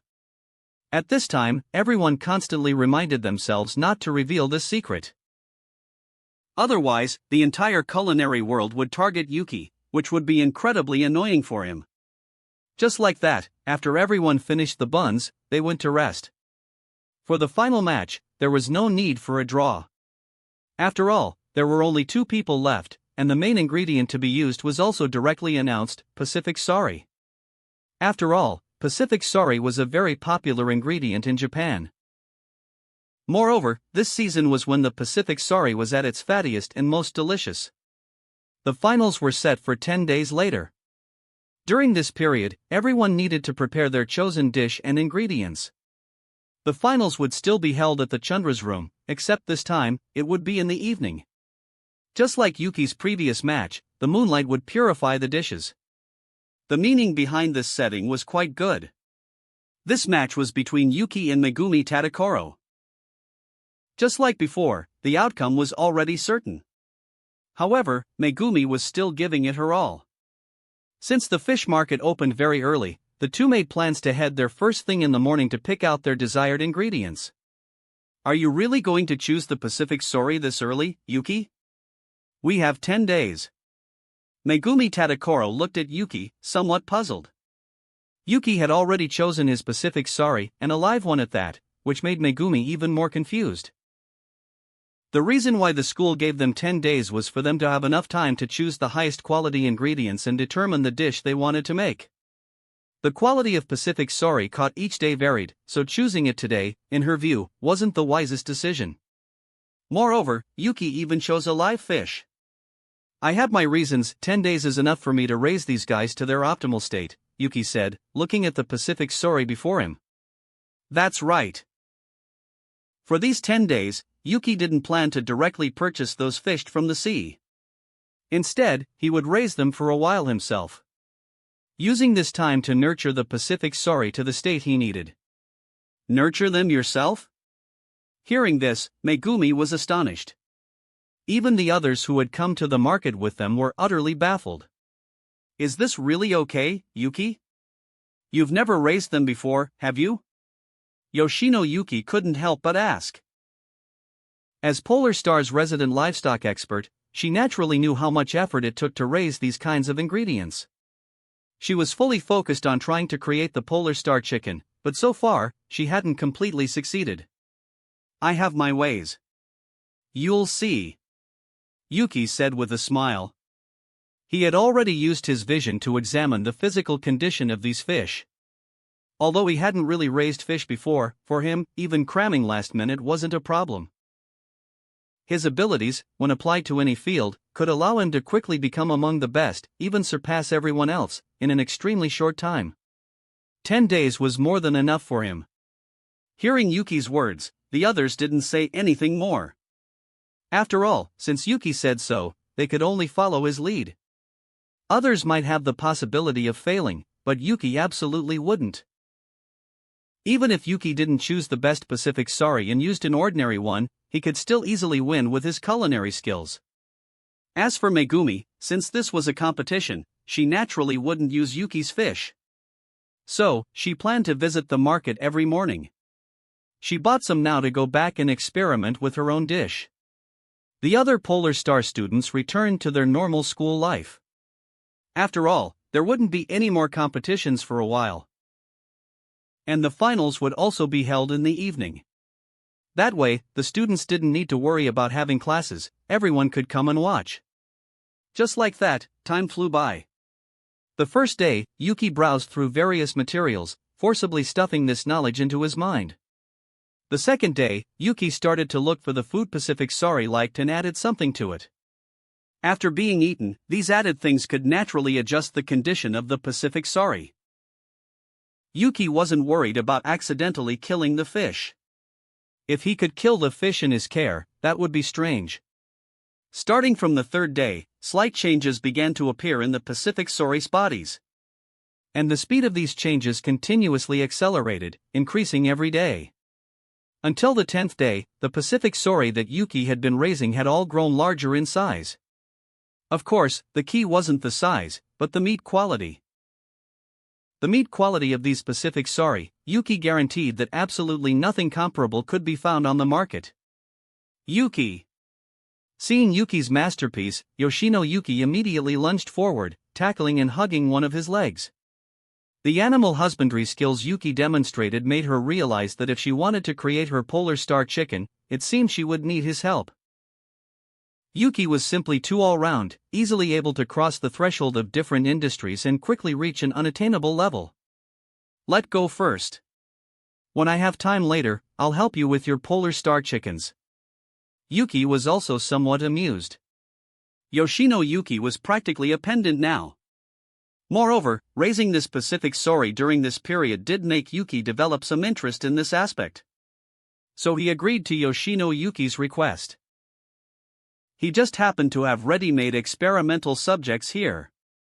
With Yuki's preparations complete, Megumi Tadakoro's side naturally also went very smoothly. Time quickly reached the evening. At 7:10 p.m., everyone gathered at the Chandra's room. The judge isn't just the director alone this time? After arriving at the venue, everyone was a bit curious upon seeing the 3 chairs at the judge's table. They could be certain of one thing. Senzaemon Nakiri would definitely be present. But this time, there were actually 3 chairs. They were also very curious. After the previous incidents, who could be invited to be partners with Senzaemon as judges? Just as everyone was curious, the host, Satoshi Ishiki, appeared. Because the finals were very important, even the host was changed to Satoshi Ishiki, an Elite 10 member. Ishiki had also changed into a formal suit. It had to be said, this guy was indeed quite handsome. Just standing there, he attracted the attention of many girls. And as Ishiki introduced the judges, everyone finally knew who the judges were. First, undoubtedly, was Senzaemon Nakiri. After all, Senzaemon Nakiri now seemed to be bound to Yuki. But the students and professors weren't surprised by this. If they were the director, they would also do the same. Yuki had given them too many surprises. So, if they could eat Yuki's cooking, using their authority a bit was also understandable. As for the second judge, it was also someone everyone was familiar with. Jin Dojima. He had been called back from the Tatsuki resort by Senzaemon Nakiri. Jin Dojima was also very happy to come. Keep in mind, the competitors in this match were all from Polar Star, his own people. Plus, Yuki, this junior of his, was also here, he naturally couldn't not come. Recently, he had also been paying attention to the autumn elections and knew about Yuki's series of otherworldly moves during the competition. He was now also very curious about just how far Yuki could go. As for the last judge, everyone was stunned when she appeared. Ha! That's Mom. She's actually here as a judge for the final round of the autumn elections. Upon seeing the last person to appear, Alice Nakiri, without another word, directly left the audience seats and headed toward the judges' table. Although it was the finals now, with her own mother there, she didn't care about anything else and just went straight over. That's Alice's mom? Alice's mom is so beautiful. Everyone couldn't help but exclaim upon seeing Alice's mother, Leonora Nakiri. Yuki also found her rather stunning.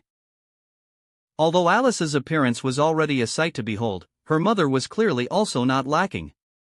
Leonora Nakiri had a very elegant demeanor. But as soon as she spoke, this elegance vanished completely. Her behavior and manners were very similar to Alice's. Even though Alice didn't often stay with her mother, her behavior was much the same as Leonora's. Both could be considered rather unreserved types. Chapter 87, Peony Blossoming Fish, Overbearing Culinary Heart.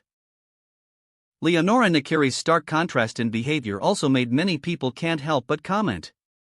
Of course, their comments were only about her actions.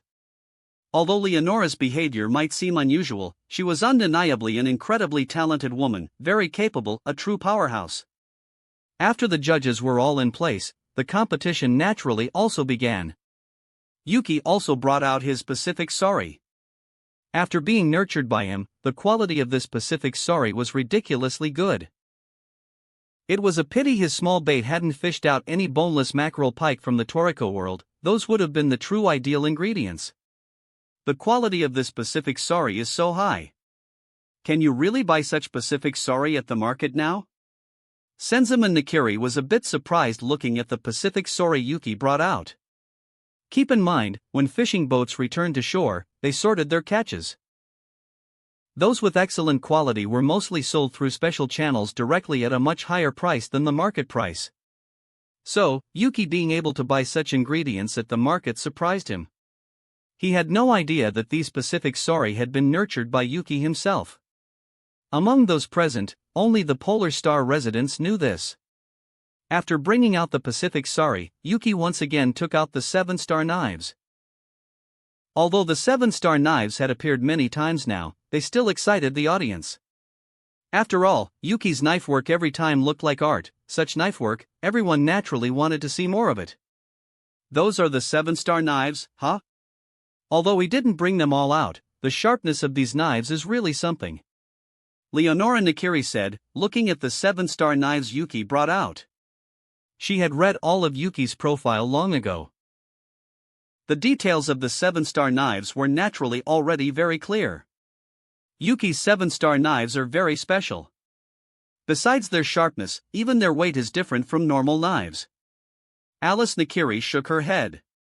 While there's a saying, a dull knife is more dangerous, an overly sharp knife, when not properly controlled, was similarly very dangerous. Yuki's 7-star knives were like this. If one accidentally cut themselves, they would lose at least 1 or 2 body parts. The Polar Star residents also tried to use Yuki's 7-star knives, but unfortunately, they simply couldn't master them. The unique weight and extreme sharpness demanded utmost care, making it impossible for them to use the knives freely. Their own knife skills simply couldn't be exerted. This set of knives, only Yuki could handle them. After trying once, they never dared to touch them again. They're certainly quite something. Speaking of which, Alice, you seem to have quite a soft spot for this Yuki boy, don't you? Leonora Nakiri said with a smile. She already knew about her daughter's thoughts from her husband. Judging from the information she currently had, Yuki was practically a jack of all trades. His character was also very good. She trusted Jin Dojima's judgment. So, if her daughter could really get together with Yuki, that would indeed be quite good. The only problem was that Yuki had a childhood friend, and he and this childhood friend were very close. I do like Yuki, but there's still Megumi. Alice Nakiri thought of Megumi Tadakoro and also felt helpless. She had initially considered Megumi Tadakoro a rival, and as it turned out, her feelings were indeed spot on.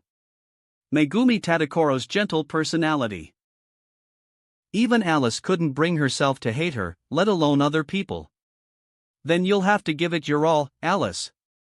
Leonora said with a smile. She had great confidence in her daughter. Even if Alice Nakiri failed, with Alice's personality, she wouldn't be discouraged. Although she wasn't often with Alice, she knew her daughter very well. After all, in the original story, after losing to Soma, Alice Nakiri had directly called Leonora and complained for 9 straight hours. Such a move. Not something just anyone could do. I will. Alice Nakiri also quickly nodded. Hearing this conversation, Jin Dojima felt utterly speechless.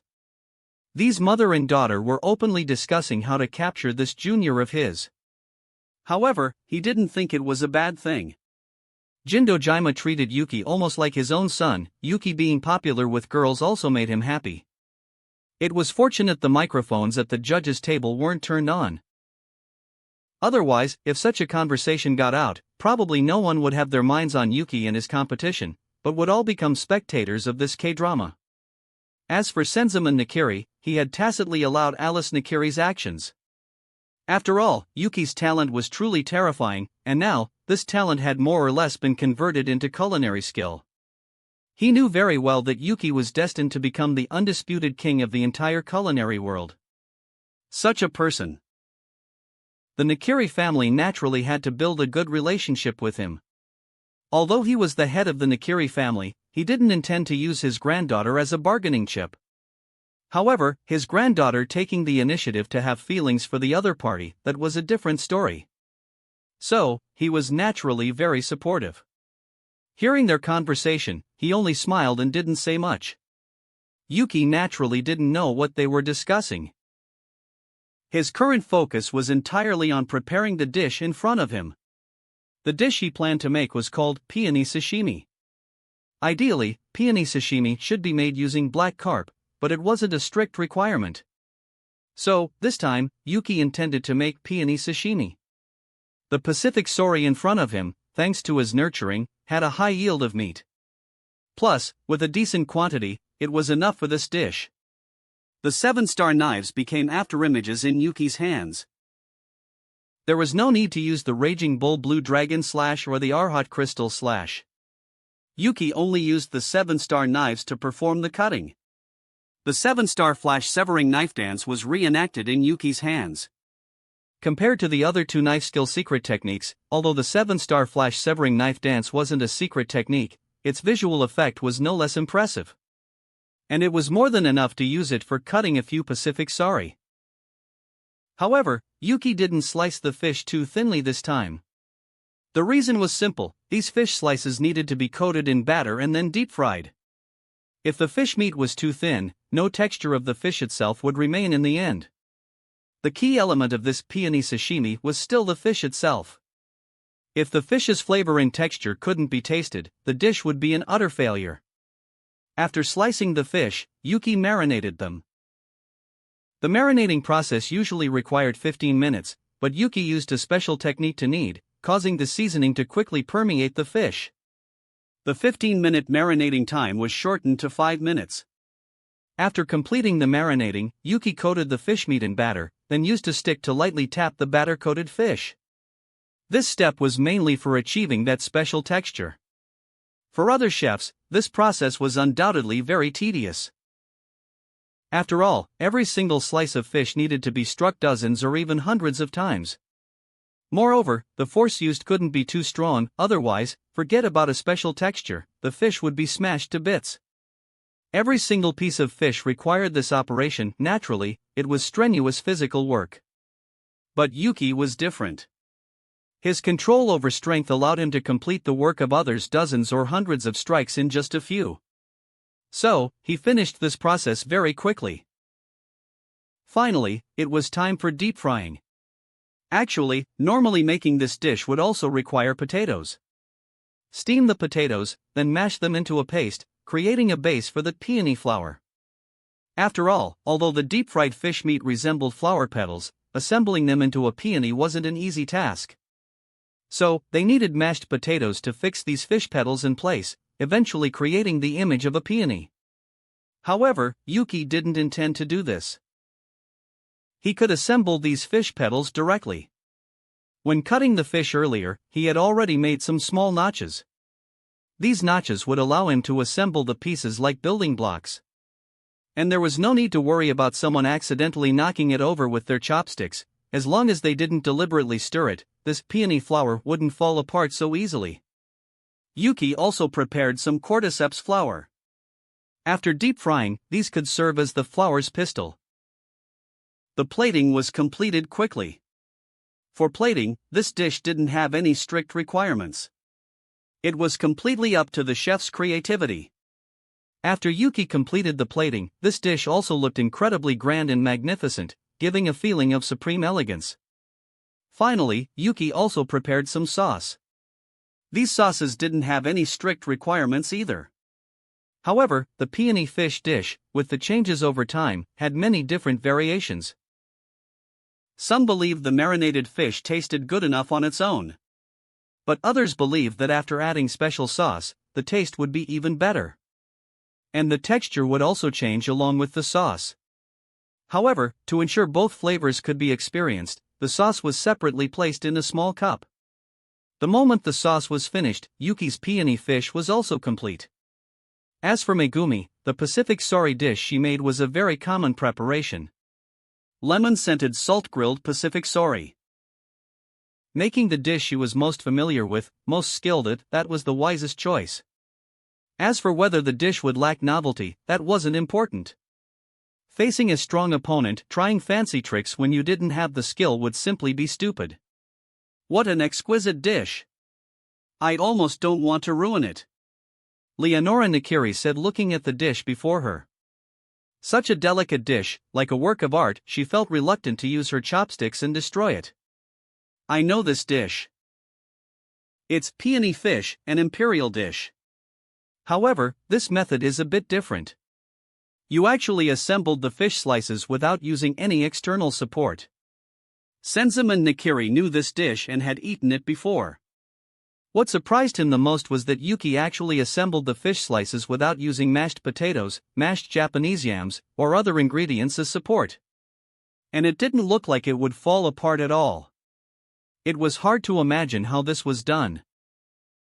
That's right, it is indeed peony fish. Judges, please, enjoy. Yuki nodded. As his words fell, Jindojima and Senzaman Nakiri reached for their chopsticks. As for Leonora Nakiri, although she felt reluctant to destroy this beautiful dish, as a judge, she had to taste it. With the fish entering their mouths, it was crispy on the outside, tender inside, and that unique texture caused by the previous tapping surprised all three.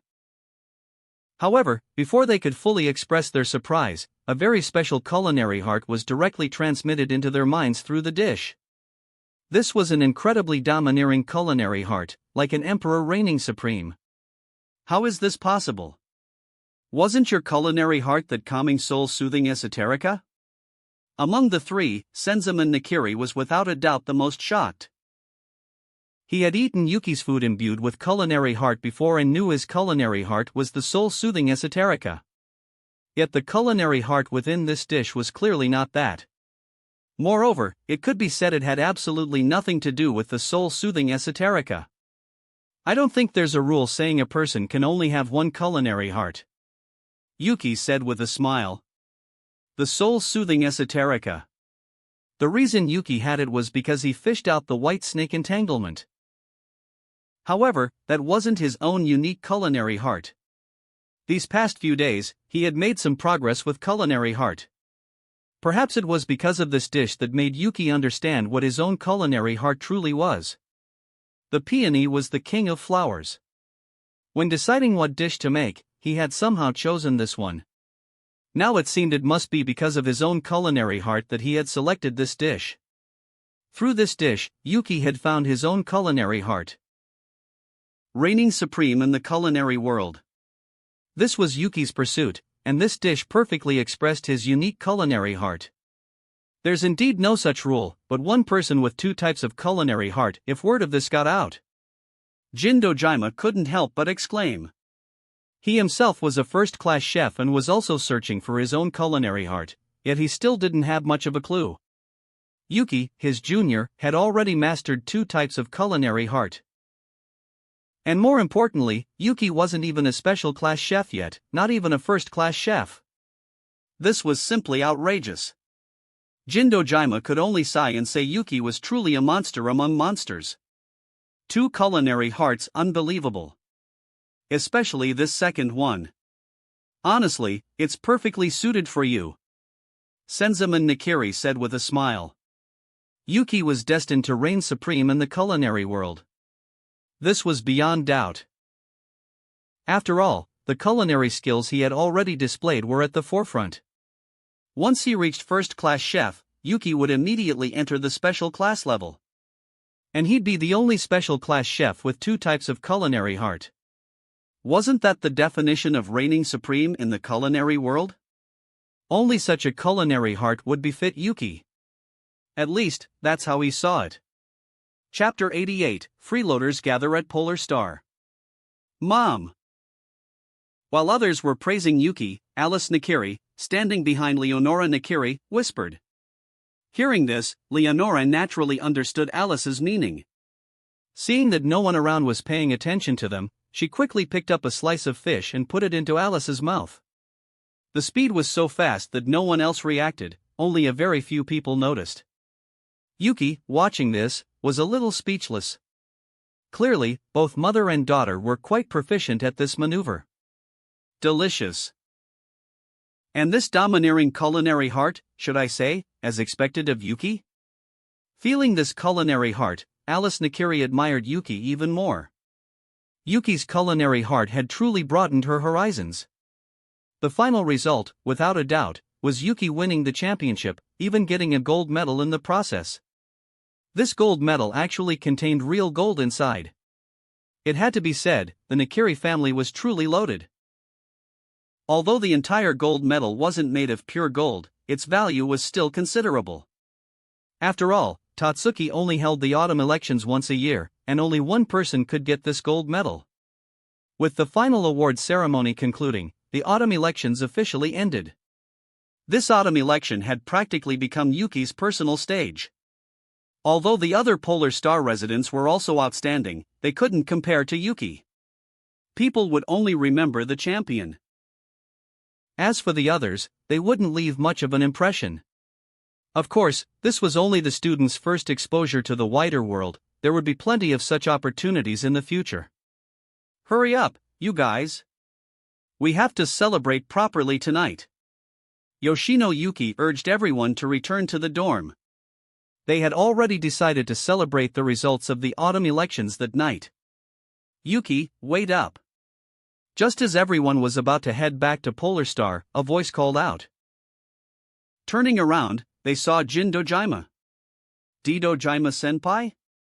Seeing it was Jin Dojima, everyone was a little surprised. Good to see you all again. You're all from Polar Star, right? Perfect, let's go back together.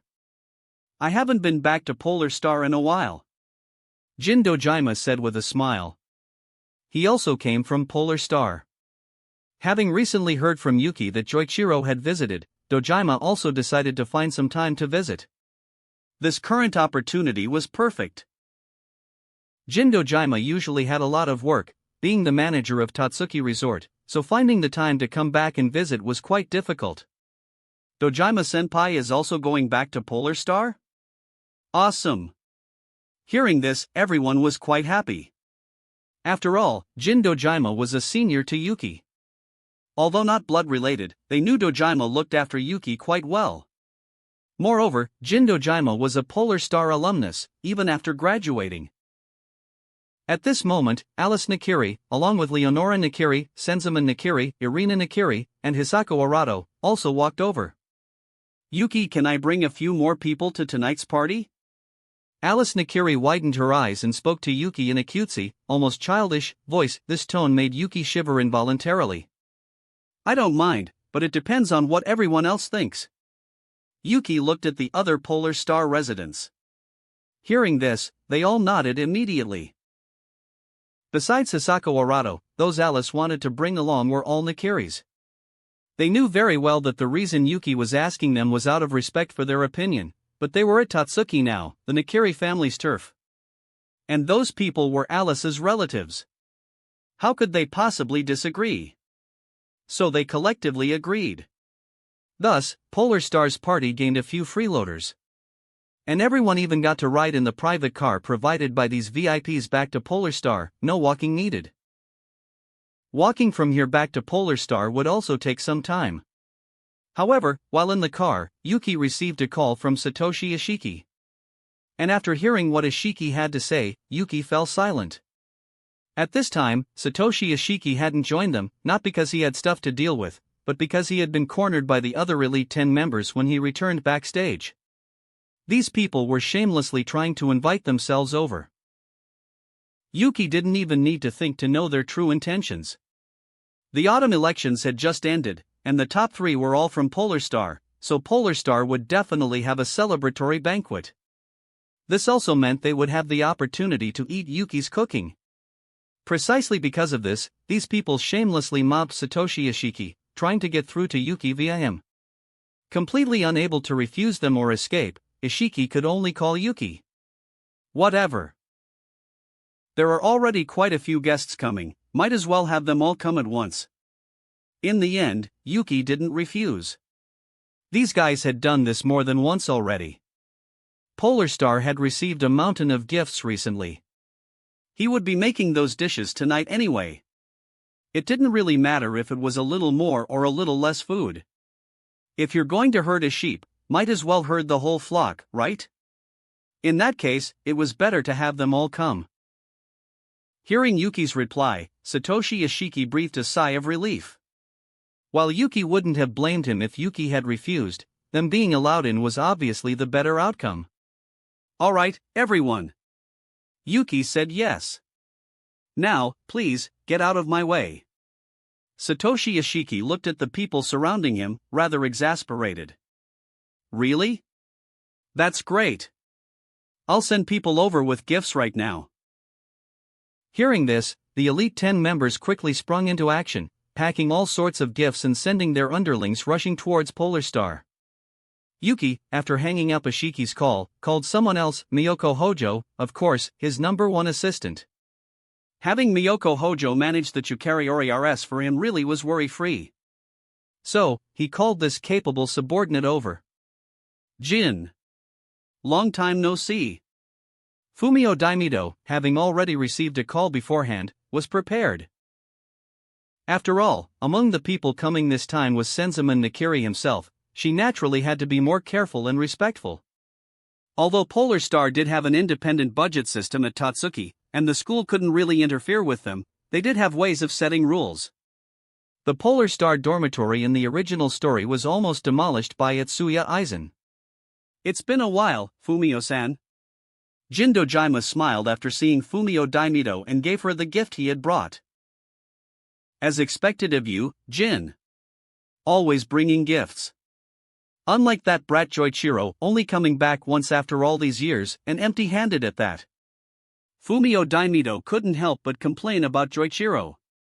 Actually, she didn't particularly care about the gift itself. She was merely complaining that he didn't visit often. Ha ha ha. If he actually brought a gift, I'd think it wasn't him. Hearing Fumio Daimito's complaints, Jin Dojima laughed out loud. Based on his understanding of Joichiro, it was impossible for that guy to bring a gift. If he didn't take anything from Polar Star, it would already be commendable. Right. If he brought gifts, it wouldn't be him. Have a seat. Fumio Daimito said with a smile. After getting the call, she had brought quite a few chairs out from the storage room. After all, there were so many more people coming. 3 Nakiris, Hisako Arato, and Jin Dojima, that was 5 people. Besides them, the other Elite 10 members, and Miyoko Hojo, whom Yuki had called. Combined with the Polar Star residents, that was several dozen people. Without preparing extra chairs, there wouldn't be enough seats. By the way, Jin, I called June earlier, she'll be here soon. That child too living right here in the school, yet she hardly ever comes to visit this old woman. Fumio Daimito complained again. Knowing Dojima was returning, and with so many guests, she also called June Shiomi. June, huh? You know her personality. I reckon besides classes, she's probably cooped up in her place researching spices all day long, Jin Dojima said with a smile. June Shiomi was a serious spice fanatic. Once she began researching, even 10 oxen couldn't pull her away. So, her not visiting Polar Star wasn't surprising. Greeted by the Polar Star residents, the guests all quickly took their seats. The Polar Star residents then went into the kitchen. Although the main dishes would be prepared by Yuki, they couldn't just do nothing. They planned to help out and make some of their specialties to entertain the guests. Irina, Hisako, go help out too, Senzaman said, asking Irina and Hisako to help. This was partly to build a closer relationship and partly because while the elders could sit and relax, the younger generation still had to show some effort and help out. Hearing this, Irina Nakiri, without another word, led Hisako Arato to the kitchen. Although the Polar Star residents repeatedly said there was no need for their guests to help, Irina Nakiri's mindset had already been somewhat changed by Yuki's dishes. Plus, with her grandfather's words, she still chose to stay. This also surprised Alice Nakiri a bit.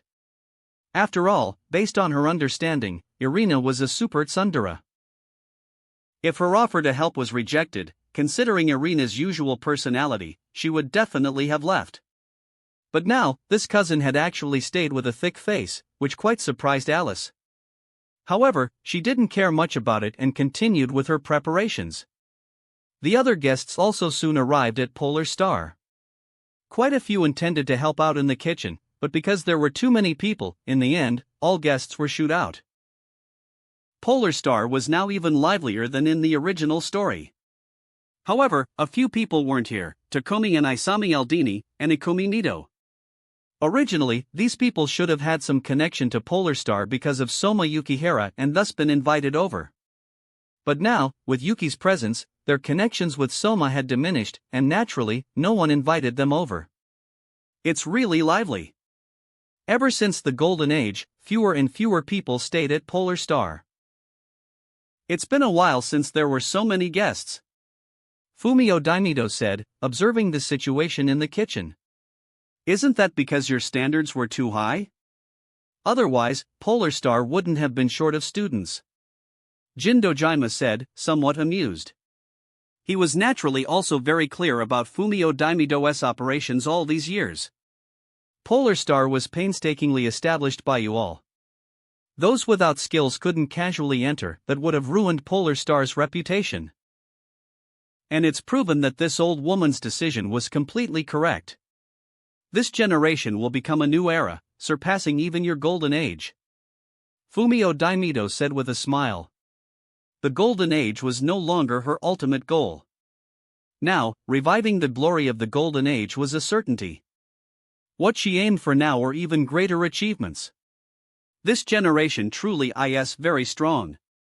Even without Yuki, they're still exceptional. Jindo Jima nodded. This generation was the jewel generation. For this generation, the Nakiri family had invested considerable effort. So, the high quality of this generation was inevitable. And within them, there was an unparalleled Yuki. The worth of this generation, Jindo Jima felt, was probably unprecedented and likely never to be seen again. Fumio-san, can you tell me about Alice's situation here? Leonora Nakiri then asked about her daughter. Senzaman Nakiri and Jindo Jima were also chatting, which made another group of people feel rather awkward. This group was the Elite 10. Because the kitchen couldn't accommodate so many people, they had been kicked out. Now, sitting with these VIPs, they were more or less somewhat reserved. Although they were Elite 10 members, their so-called Elite 10 status meant nothing in front of these prominent figures. After all, after they left school, the Elite 10 halo would be gone. Their authority would naturally also vanish. So, saying they weren't feeling any pressure would be a lie. But they couldn't just leave either, so they could only chat quietly at the side. Among these people, the most uncomfortable was undoubtedly Miyoko Hojo. Everyone here was a big shot to her, and she was also someone who couldn't help out in the kitchen. Sitting alone at the side, she felt like a stray dog who had wandered into a wolf pack. Although Miyoko Hojo's culinary skills were pretty good, she was currently only an intermediate chef. Everyone else here, besides her, were at least senior chefs. After a while, as everyone finished cooking, this awkward atmosphere was finally broken. Miyoko Hojo secretly made up her mind, when receiving such invitations in the future, she'd absolutely ask clearly what was going on. If there were such important people again, she definitely wouldn't come, not even for Yuki's cooking. On Yuki's side, he remade all the dishes from his recent competitions, ensuring there was enough for everyone to eat. After that, he didn't make any other dishes but left the rest to the other Polar Star residents. Chapter 89, The Stagiaire, Senzaman's Suggestion. Because there were so many people, and so many dishes were made, the tables weren't enough to hold everything. They even had to bring in 2 more tables from the storage to fit all the dishes. At this moment, almost everyone's gazes were fixed on the dishes Yuki had made. It couldn't be helped, Yuki's cooking was truly stunning. Tasting them once, the flavor lingered, and those who hadn't tried them yet were filled with curiosity. With Yuki's invitation, everyone dug in. Undoubtedly, this deliciousness was completely satisfying. Especially Leonora Nakiri. After eating, the way she looked at Yuki became more and more like a mother-in-law looking at her son-in-law. She pulled Alice Nakiri aside, whispering something. Megumi, at this moment, sensed something was amiss. She now felt an intense threat from Alice. After they finished Yuki's food, although no one was really in the mood to eat anything else, since they had been made, not eating any of it would be somewhat disrespectful. So, in the end, they all still ate a bit. It had to be said, the culinary skills of Polar Star residents were truly top-notch. Everyone was at least an intermediate chef, with even Megumi Tadakoro and Soma Yukihira reaching the senior level, though they hadn't gone to the WGO for certification yet. In Yuki's opinion, the others would probably reach the senior chef level during this upcoming stagiaire. Of course, Daiko Aoki and Shoji Sato were exceptions, those two were still quite a ways off. But these two didn't have to worry about expulsion anymore. Even without Yuki's direct guidance, as long as they worked hard, they could maintain their current edge. If nothing else, graduating wasn't a problem for them. While in the past only a few Elite 10 members graduated from Tatsuki, that was because the standards weren't as high as they were now. In previous years, scores in the 80s during the autumn elections were already the highest. In the current cohort, a score in the 80s would barely be enough to even make it into the top 16. So, as long as they were serious and worked hard, Daigo and Shoji could graduate without a hitch. Yuki, your cooking has really improved. It looks like I'll soon be looking up to you. Jindojima, after tasting these dishes, could now confirm Yuki's peony fish earlier wasn't a fluke. His other dishes were also incredibly outstanding. This meant that Yuki's performance was consistently excellent, not just a one-time wonder. Even without taking his culinary heart into account, these dishes would rank at the top among first-class chefs. Although Yuki was currently still a second-class chef, that was the system's rating. In Jindojima's view, even if Yuki became special class tomorrow, it wouldn't be surprising. Surpassing Jindojima himself was just a matter of time, and not long either. This felt a bit surreal to Dojima. After all, just one semester earlier, Yuki had only been an intermediate chef. It was all thanks to his special ability awakening that Yuki had skyrocketed to such heights. Of course, they wouldn't attribute Yuki's success entirely to his special ability. After all, his special ability couldn't account for all of Yuki's creativity. It could only be said that Yuki's cheats were too good, shattering their worldviews countless times. Yuki didn't respond to Dojima's praise. After all, it was just the truth. By the way, Yuki-kun, I have a suggestion for your stagiaire. At this moment, Senzaman Nakiri's words caught everyone's attention. They naturally all knew about the stagiaire. The stagiaire training was just a few days away. This so-called stagiaire was essentially a restaurant management simulation, except the difficulty was incredibly high. It wasn't simply having students run an established restaurant, just getting by without losing money. Students participating in the stagiaire were placed in restaurants that were about to go under, facing various problems that had crippled their operations. The rules were simple: students had to use their skills to fix these problems and achieve tangible results, revitalizing the restaurant. And they had to ensure the restaurant could thrive even after they left. Simply getting it to function normally for a short period wouldn't cut it. This assessment was undoubtedly very difficult. The previous training camp, as long as one was reasonably careful and had sufficient culinary skills, they could pass. But this time, it tested much more than just cooking, it also tested the students' business sense and management abilities. Compared to this, the earlier breakfast assessment was merely an appetizer. After this, the number of first-year students would decrease again. However, this had nothing to do with Polar Star. Even in the original story, the Polar Star residents had all passed easily. Not to mention, now, with this enhanced group of Polar Star residents. For Yuki, this stagiaire was essentially just a vacation, a change of pace, and a new experience. After all, if Yuki wanted to save a failing restaurant, it would be ridiculously easy. Just leaving behind one of his recipes, acquiring the restaurant under his banner, and done. There were several reasons why Senzaman Nakiri brought this up now, and one was likely this one, and of course, there were other factors at play. Director, please speak. Yuki also didn't waste words. The stagiaire was, for him, quite boring. So, he wanted to hear what Senzaman Nakiri had in mind. I do have some connections in the WGO. So, I already talked to them. If you're willing, you can temporarily become a third-class officer. Taking on this position will be equivalent to your stagiaire assessment. What do you say? Senzaman said with a smile. He made this decision after tasting Yuki's series of dishes. One reason was that a normal stagiaire would indeed be useless for Yuki, a complete waste of his time. The other reason was to see if Yuki's cooking could handle Mana Nakiri's God's tongue. Although the chance of success wasn't high, as long as there was a possibility, he wanted to try. A third-class officer? Isn't that, like, mid to upper management in the WGO?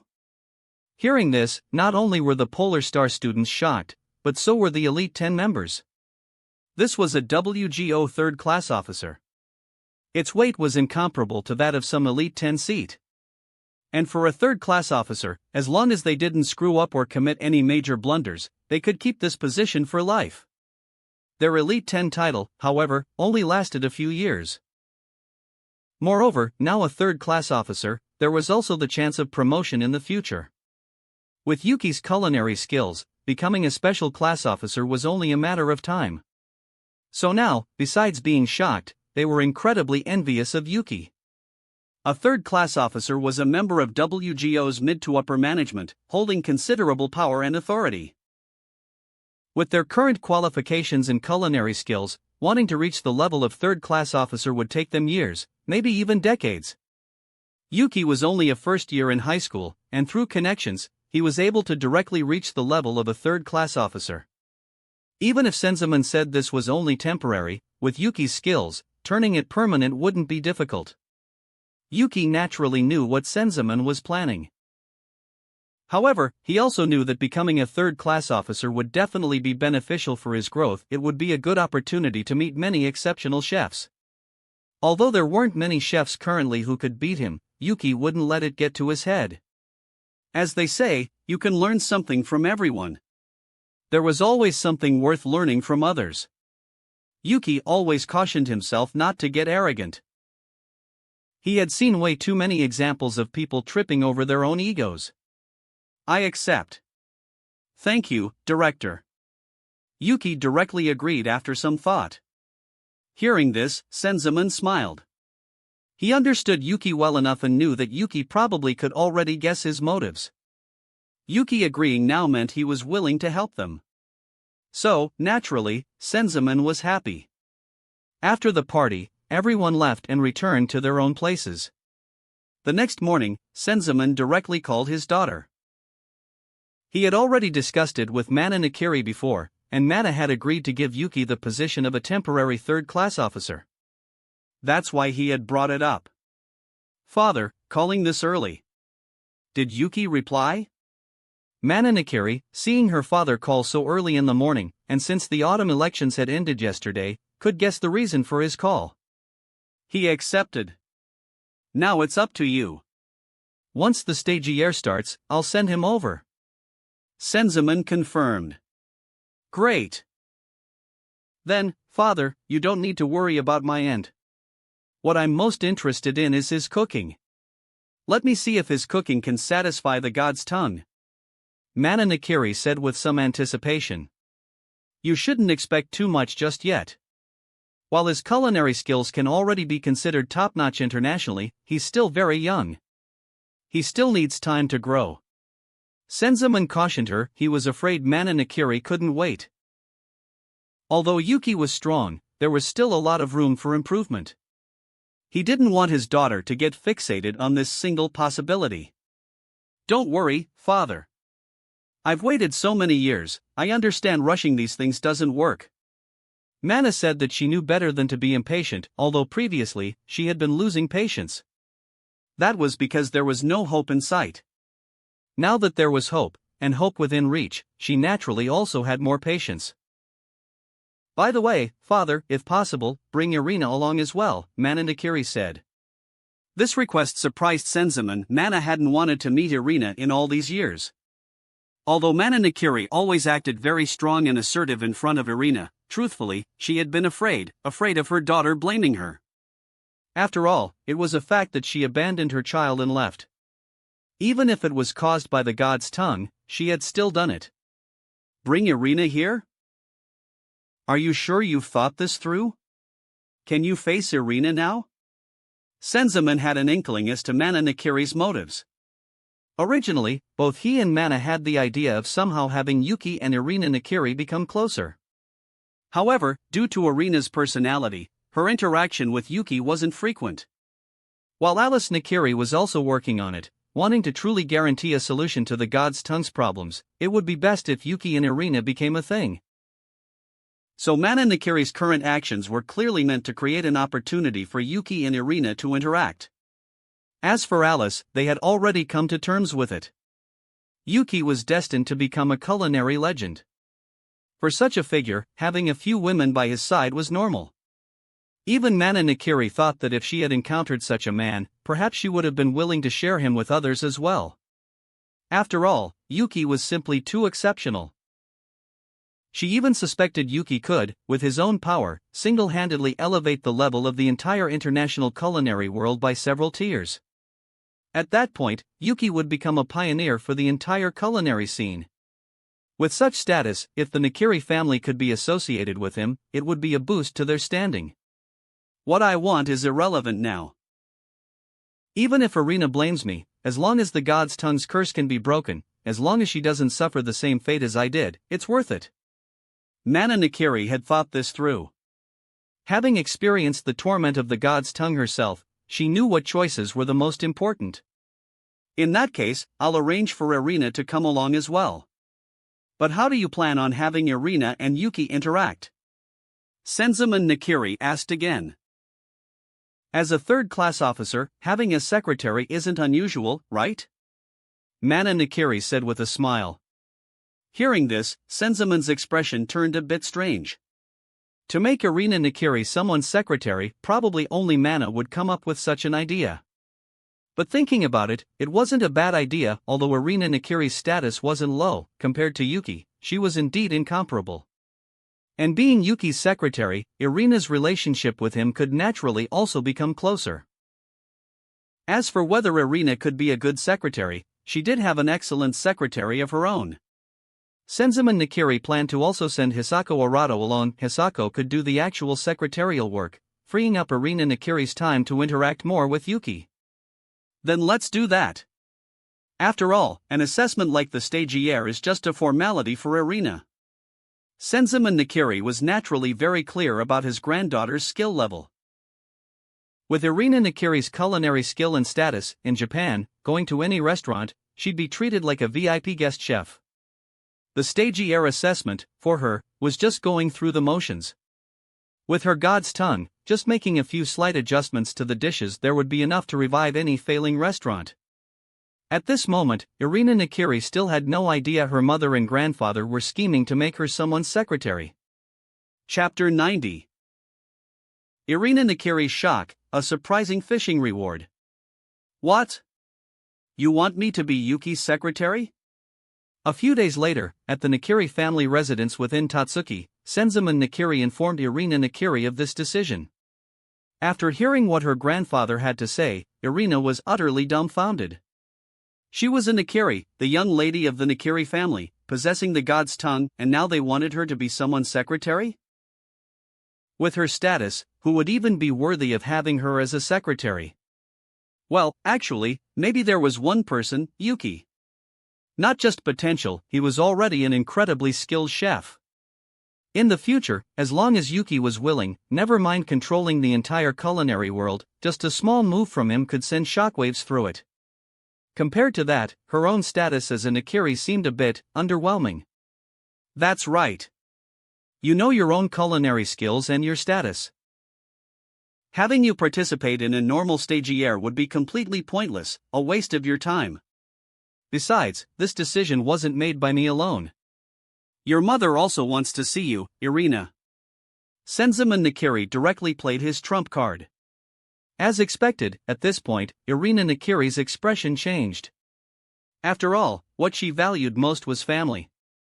Ever since her mother had left, Irina hadn't seen her again. Even when she went to the WGO herself, her mother remained completely secluded.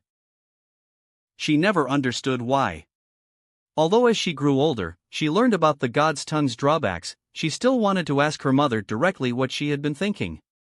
A mother's abandonment, a father's descent into madness, these things shattered Irina's family. She had originally already resigned herself to never seeing her mother again, but now, her mother actually wanted to see her. Is this because of Yuki? Irina asked. Her mother's sudden change of heart, anyone with a brain could connect the dots. It definitely had to do with Yuki.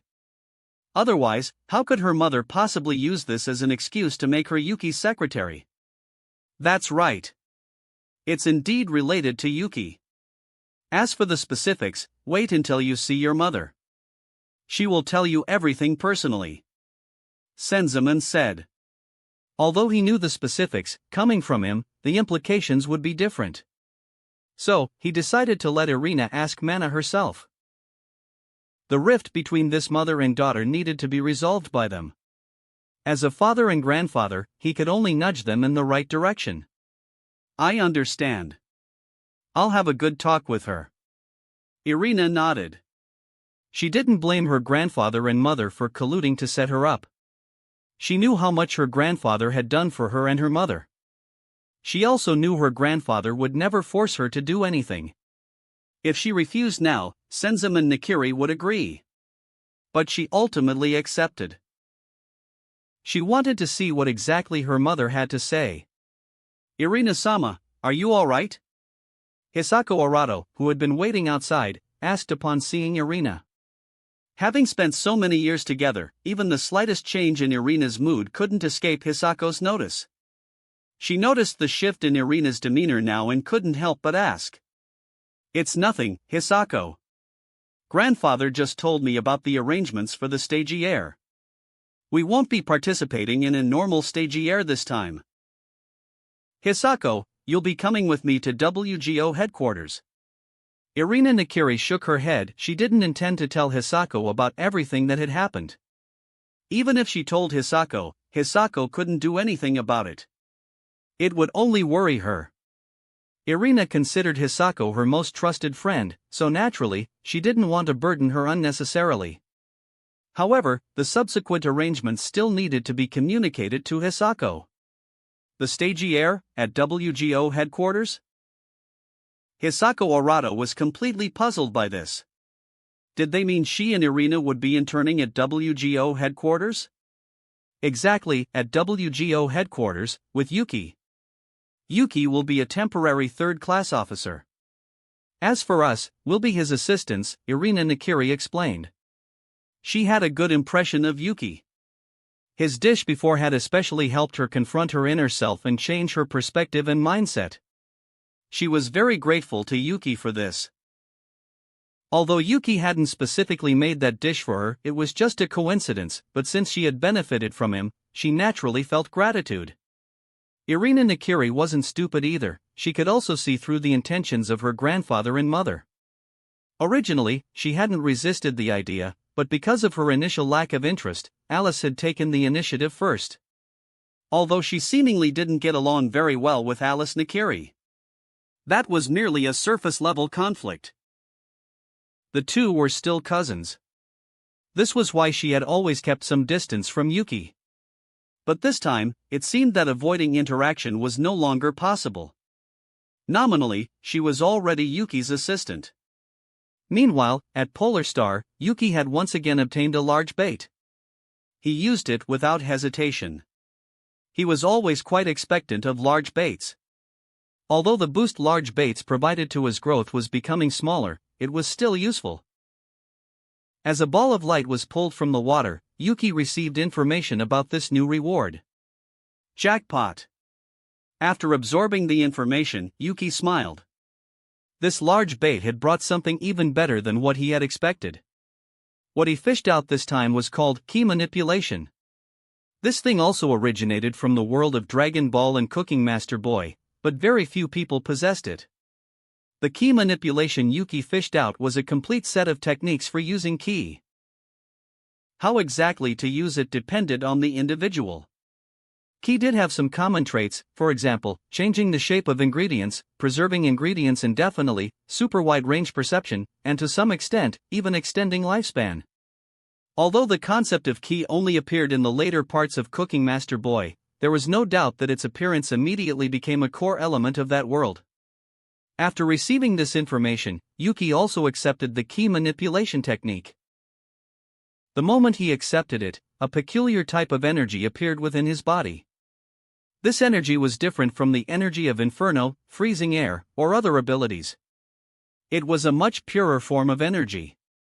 This energy could even be combined with other abilities to enhance their power. However, the improvement and application of key weren't easy. Just look at the world of Cooking Master Boy, so many dragon chefs couldn't master it. Even at the Supreme Dragon Chef level, very few people could use it. Those who truly mastered such skills were the most exceptionally talented chefs, like the four Heavenly Kings. This showed that this ability, though powerful, was immensely difficult to grasp. Many people spent their entire lives trying, without success. It was similar in nature to the culinary heart in the Food Wars universe, something only the very few at the very top could comprehend. However, Yuki quickly discovered something. Key training and manipulation, incredibly difficult for others, seemed simple for him. This wasn't some boastful exaggeration, but because he possessed another key ability: food honor. Food honor itself represented the ultimate control. In the world of Cooking Master Boy, those with ki were so rare that they had to rely on themselves to slowly figure it out. Fortunately, although there were very few with ki, there was at least an unbroken lineage. Through generations of effort, people eventually figured out some ways to use ki, which also led to the development of the unique ki training methods. Yuki was different. While others needed time to slowly accumulate and hone, Yuki had a shortcut. He could use food honor's perfect control to precisely manipulate ki. It could be said that with food honor, even having only just obtained ki, Yuki could, after some familiarization, definitely surpass the 4 heavenly kings. Of course, accumulating ki wasn't something that could be done overnight. He could only do it many times faster than others. But even so, it was already sufficient. Having such a huge advantage was good news for Yuki. Moreover, Yuki discovered another thing: using ki, it was seemingly possible to make food glow. After all, ki could change the shape of ingredients and do incredible things. Having obtained ki manipulation, Yuki stayed up all night researching it. Currently, although the amount of ki he possessed was very small, due to his perfect control, he could directly modify ingredients. After turning a raw egg directly into a soft-boiled egg, Yuki couldn't help but marvel at the wonders of ki. Without water, without high temperatures, just by using ki, he directly changed the ingredient's state. He could even turn a normal egg into a preserved egg. Of course, he couldn't fundamentally change the nature of the ingredient. For instance, he couldn't turn an egg into a chicken drumstick. After experimenting with ki manipulation, early the next morning, Yuki arrived at the airport. The stagiaire was about to begin. Other students had also received their assigned locations for the first phase of the stagiaire. The students had to travel there themselves. As for Yuki, his stagiaire location was WGO headquarters. However, after arriving at the airport, Yuki saw 2 unexpected people. Irina-san? Hisako-san? What are you two doing here? Yuki looked at the two, a bit surprised. In the original story, they were sent to different locations, so even if they traveled by plane, they shouldn't be together. Yuki, Hisako, and I will be your assistants for the next little while. Irina Nakiri told Yuki about the arrangements. After listening, Yuki immediately understood someone had deliberately done this. Who? There was no need to think. It was definitely from the Nakiri family, either Senzaemon or Mana, or perhaps even both. If Irina could see through Senzaemon and Mana's intentions, Yuki naturally could too. However, what surprised him most was that, even knowing Alice was currently chasing him relentlessly, Senzaemon and Mana had still chosen to send Irina. If it were a normal family, Yuki wouldn't have found it strange. After all, for most families, family benefits outweighed everything else. So using offspring for political alliances was commonplace. But the Nakiri family was different. Yuki had read the manga and knew what the Nakiri family was like. This was why he was so surprised. That wraps up this part of What If Fishing System in Food Wars World. Thanks so much for listening. As always, new parts drop every 4 days, so be sure to stay tuned. Also check out my Patreon channel for early releases of all the series, where you can find all the series released one day ahead of YouTube. If you enjoyed the video, don't forget to like, subscribe, share it with your friends, and please consider supporting the original author as well. See you in the next one.